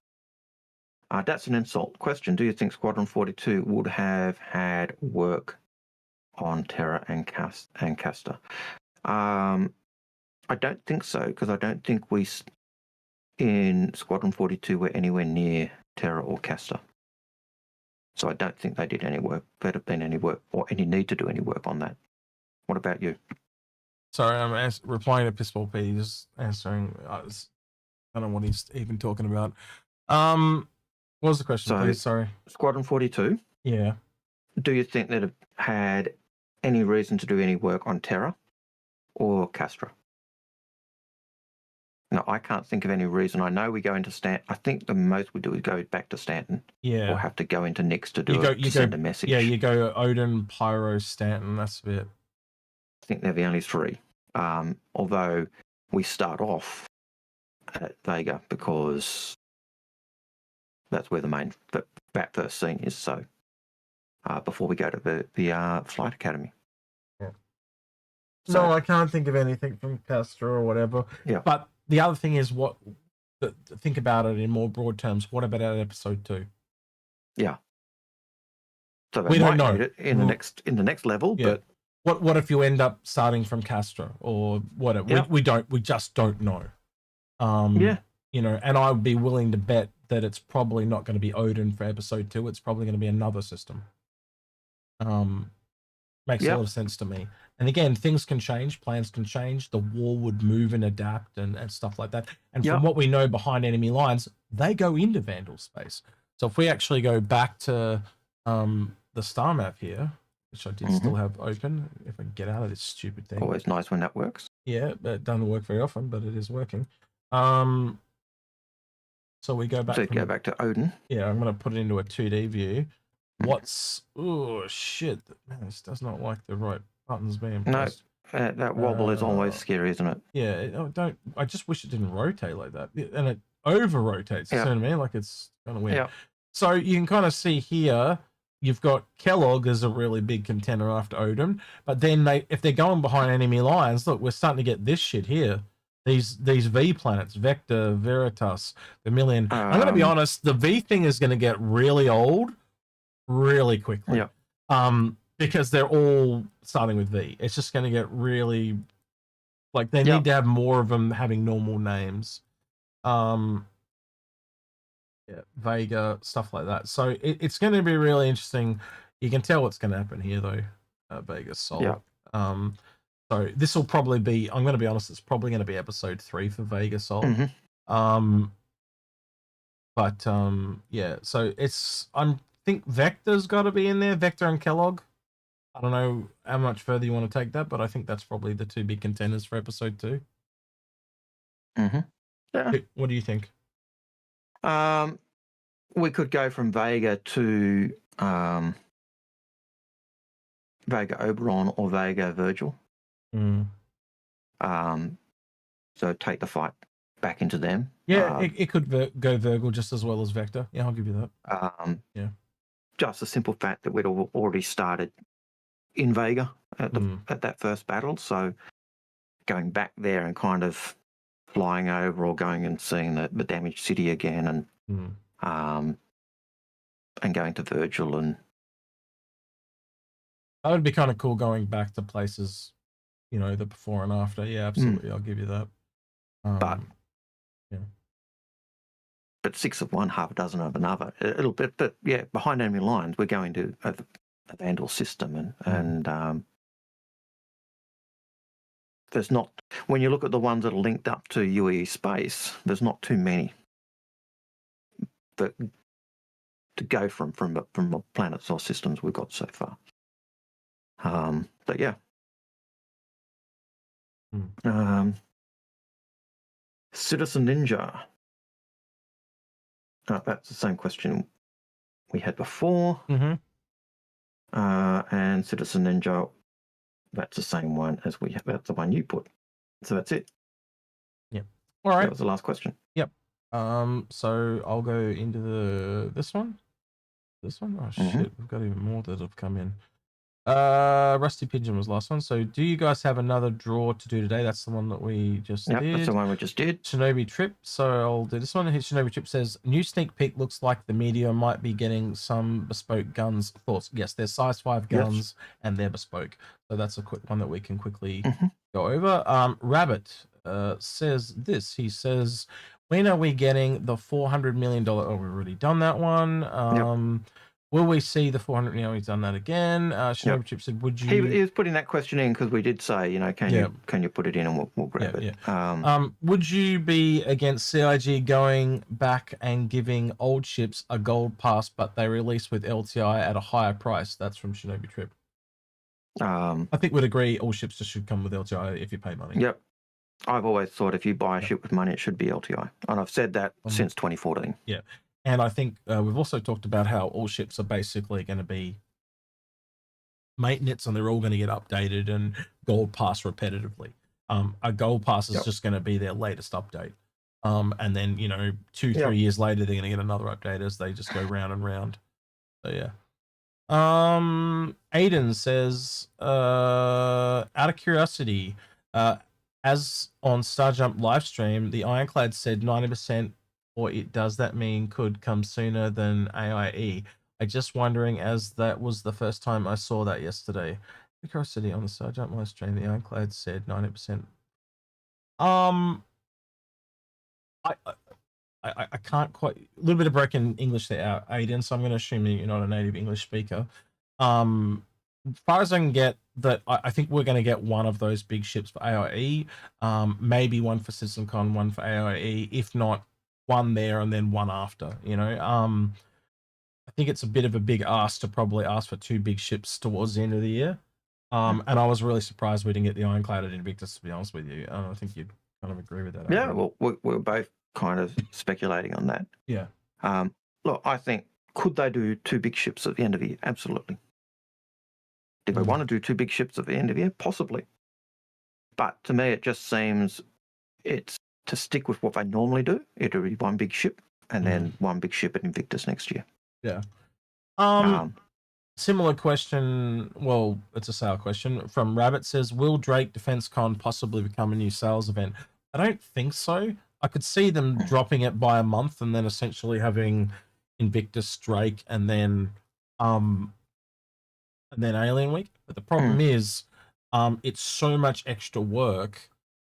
Even Alien Week is too much, in my opinion. Like, you've got to do a whole extra sales event, and quite at the moment, you can actually look. Someone had an image. I'd have to go back and find it. I saw a couple of weeks ago where they went through. I think they pinned it somewhere. It might have been posted by Lemming. Just give me a minute. I'll see if I can find it really quick. Did he pin it? I think he pinned it. No, he did not. He did not pin it. God damn it, Lemming, if you're on. No, he's not. He's not on. What it was essentially there's now an event for every month of the year. Without going into too much detail. So we don't really need any more events. Because again, if they can do 1 patch a month, or what are they doing, 10 patches this year or something like that, that's how many events they need. So they don't really need any more. They could probably replace or switch out events. But I don't think you would agree, Algared, they don't really need any more. You need to end, man. You seem like you're in a serious amount of pain. Just normal. Okay. Just the 8 coming in jabs. Well, you tell me if you need to stop, man, because I need to go. I will let you know. Okay, please do, because I'm a bit worried. Right, Kravictor says, do you think that civilian components will ever be worth using over other types of military and stealth? Absolutely. What was that one? Do we think? Do you think civilian components will ever be worth using over the other types of military and stealth? And I said absolutely. Yeah. One of the most expensive components, and I can't remember the name, is an RSI civilian drive, and at the time it was like 126k. Now all the prices are going up, but this was the most expensive drive, and I always was like, why? And it's because it's the best balance. You take the medium amount of time, you spend a medium amount of fuel. It's the best of all. It's kind of like what we were saying before about light, medium, and heavy armor. It has the most benefits, the least drawbacks. Yeah, like if I've been flying the Auroras, right? Because you can. If I put the best military drives, or I put military drives on the Auroras, their range is half what it is if I put a civilian drive. I have this A4 piece of paper over here. You can't see it, and I can't move the camera, and I'm not going to pull it down because it'll tear it and stuff. But it literally is a thing that I wrote years ago. It says, work out the extremes and do what's in the middle. Because it's very easy to detect what the extremes are. If you can see the 2 extremes, like here's the black, here's the white. All right, let's do the grey. Because the best things to do in life are in the middle. They're the safest. And it's just a really easy way. Work out the extremes, do what's in the middle. And it's the same. And I have no doubt, like, you look at all the ships in Star System, the most popular ships are going to be in the middle, the mediums and the larges. You look at the light, medium, and heavy armor, the mediums are going to be most popular. It'll be no different with components or anything we've seen before. We've seen that in the past. When the ships come out, often it's the worst ship of that class or style that comes out, and then you'll get the best one, and then the last one is a kind of a sweet spot. We've seen that time and time again. So components are definitely a thing. I hope they move away from that idea of having ships locked into certain parts. But I can see them doing it with the capital ships. Because the capital ships, with those bespoke parts, if you've got a bespoke military part, it's always going to be the military component. If you've got a bespoke civilian, it's always going to be civilian. And I think that's one way they'll get that balance with those capital ships. But the smaller ships, that's harder, and I hope they don't lock them into certain shield types. All right. Second last question for today. Rabbit says, do you think we'll see the shipjacker faction ships soon with the ships that have been heavily modified with different exterior parts? Now, from what I can think of, they're the ones that we saw in that sneak peek years ago at the end. They're custom for Squadron 42, yeah? Yeah. I think the ones we saw at the end of last year, they were Squadron 42 type ships. And they were kind of the jalopies, the jury rigged slapped together ships, because the criminals in that area are literally just slapping things together. Because they've only got broken ships. So if 2 ships break, they try and put them together and make a new one. Yep. I don't think you'll see those. That would be some kind of special gameplay mode that they'll have to build years out from now to even get them to work. Yeah. Would it be something cool to see? Yeah, absolutely. Yeah, it would. But to be able to build jalopies and that, but it would be a nightmare. It'd be worse than for to have to do that for every variation. It'd be worse than building an Endeavour. So that actually is the last question, because the other question we already asked, because it was a re-asked question from before, which was the one Aiden asked. So that was the last question for today. I don't know if anyone is. I've got someone to raid. Dafty Digit wants to raid Sigelian's wife, so we're going to do that in a moment. But I just want to have a quick look on YouTube and see if there's anyone that we can raid real quick. Which is always nice if we can raid someone. Let's type in Star Citizen and just see if we can find anyone real quick. Oh, we're the only live people. All right, there's no one else. Okay. Right. Okay, so we can't redirect anyone. So what we're going to do is we're going to raid. He's called Bite-Sized Hobbit, right? I don't think she looks like a hobbit. I don't think she looks like a hobbit. Is she small? I don't know.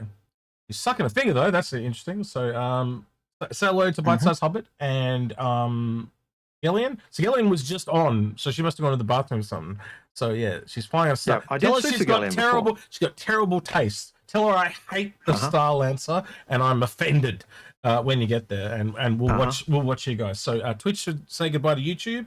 YouTube say goodbye to Twitch. And bye Twitch. I haven't clicked the raid button. I forgot to do that, so I've got to give him a minute to get together. I always do this, and then we're just sitting awkwardly going. All right, 3 seconds. 2, 1. 39 ready to go. And see you, Twitch. Boom. Bye, Twitch. Boom. They're off. All right, let's turn the volume up and see what happens. Dasha, you got to be here to win. Let's go. Oh, look. Oh, she's doing a giveaway. They're doing a giveaway, and we just hit 39 people to pop in. Oh, Middle Earth. That's why she's a hobbit. Ah, she's got the music.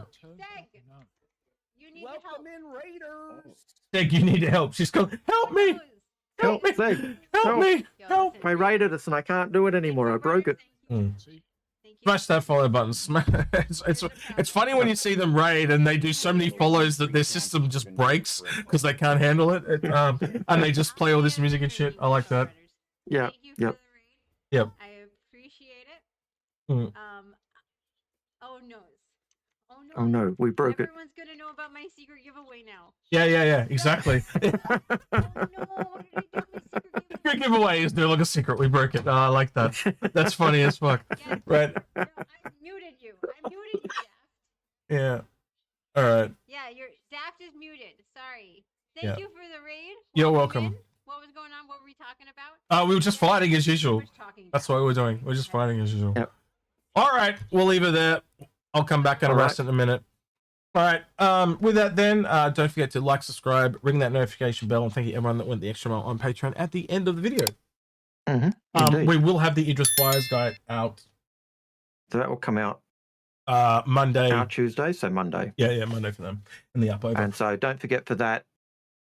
That is going to come with a giveaway for the Prowler. So like, subscribe, make sure you're a public subscriber, and in the next week or two, we will draw it. And if you turn up on stream, we'll also give you, I think it's almost $50 upgrade to the Asgard. Yeah, so yeah. I got it for less than that, but like it's worth 50. But yeah, you get my point, right? Yeah. All right. With that, then, he's been Algared. He's been Execute, and we're out of here. Take care. See you, citizens.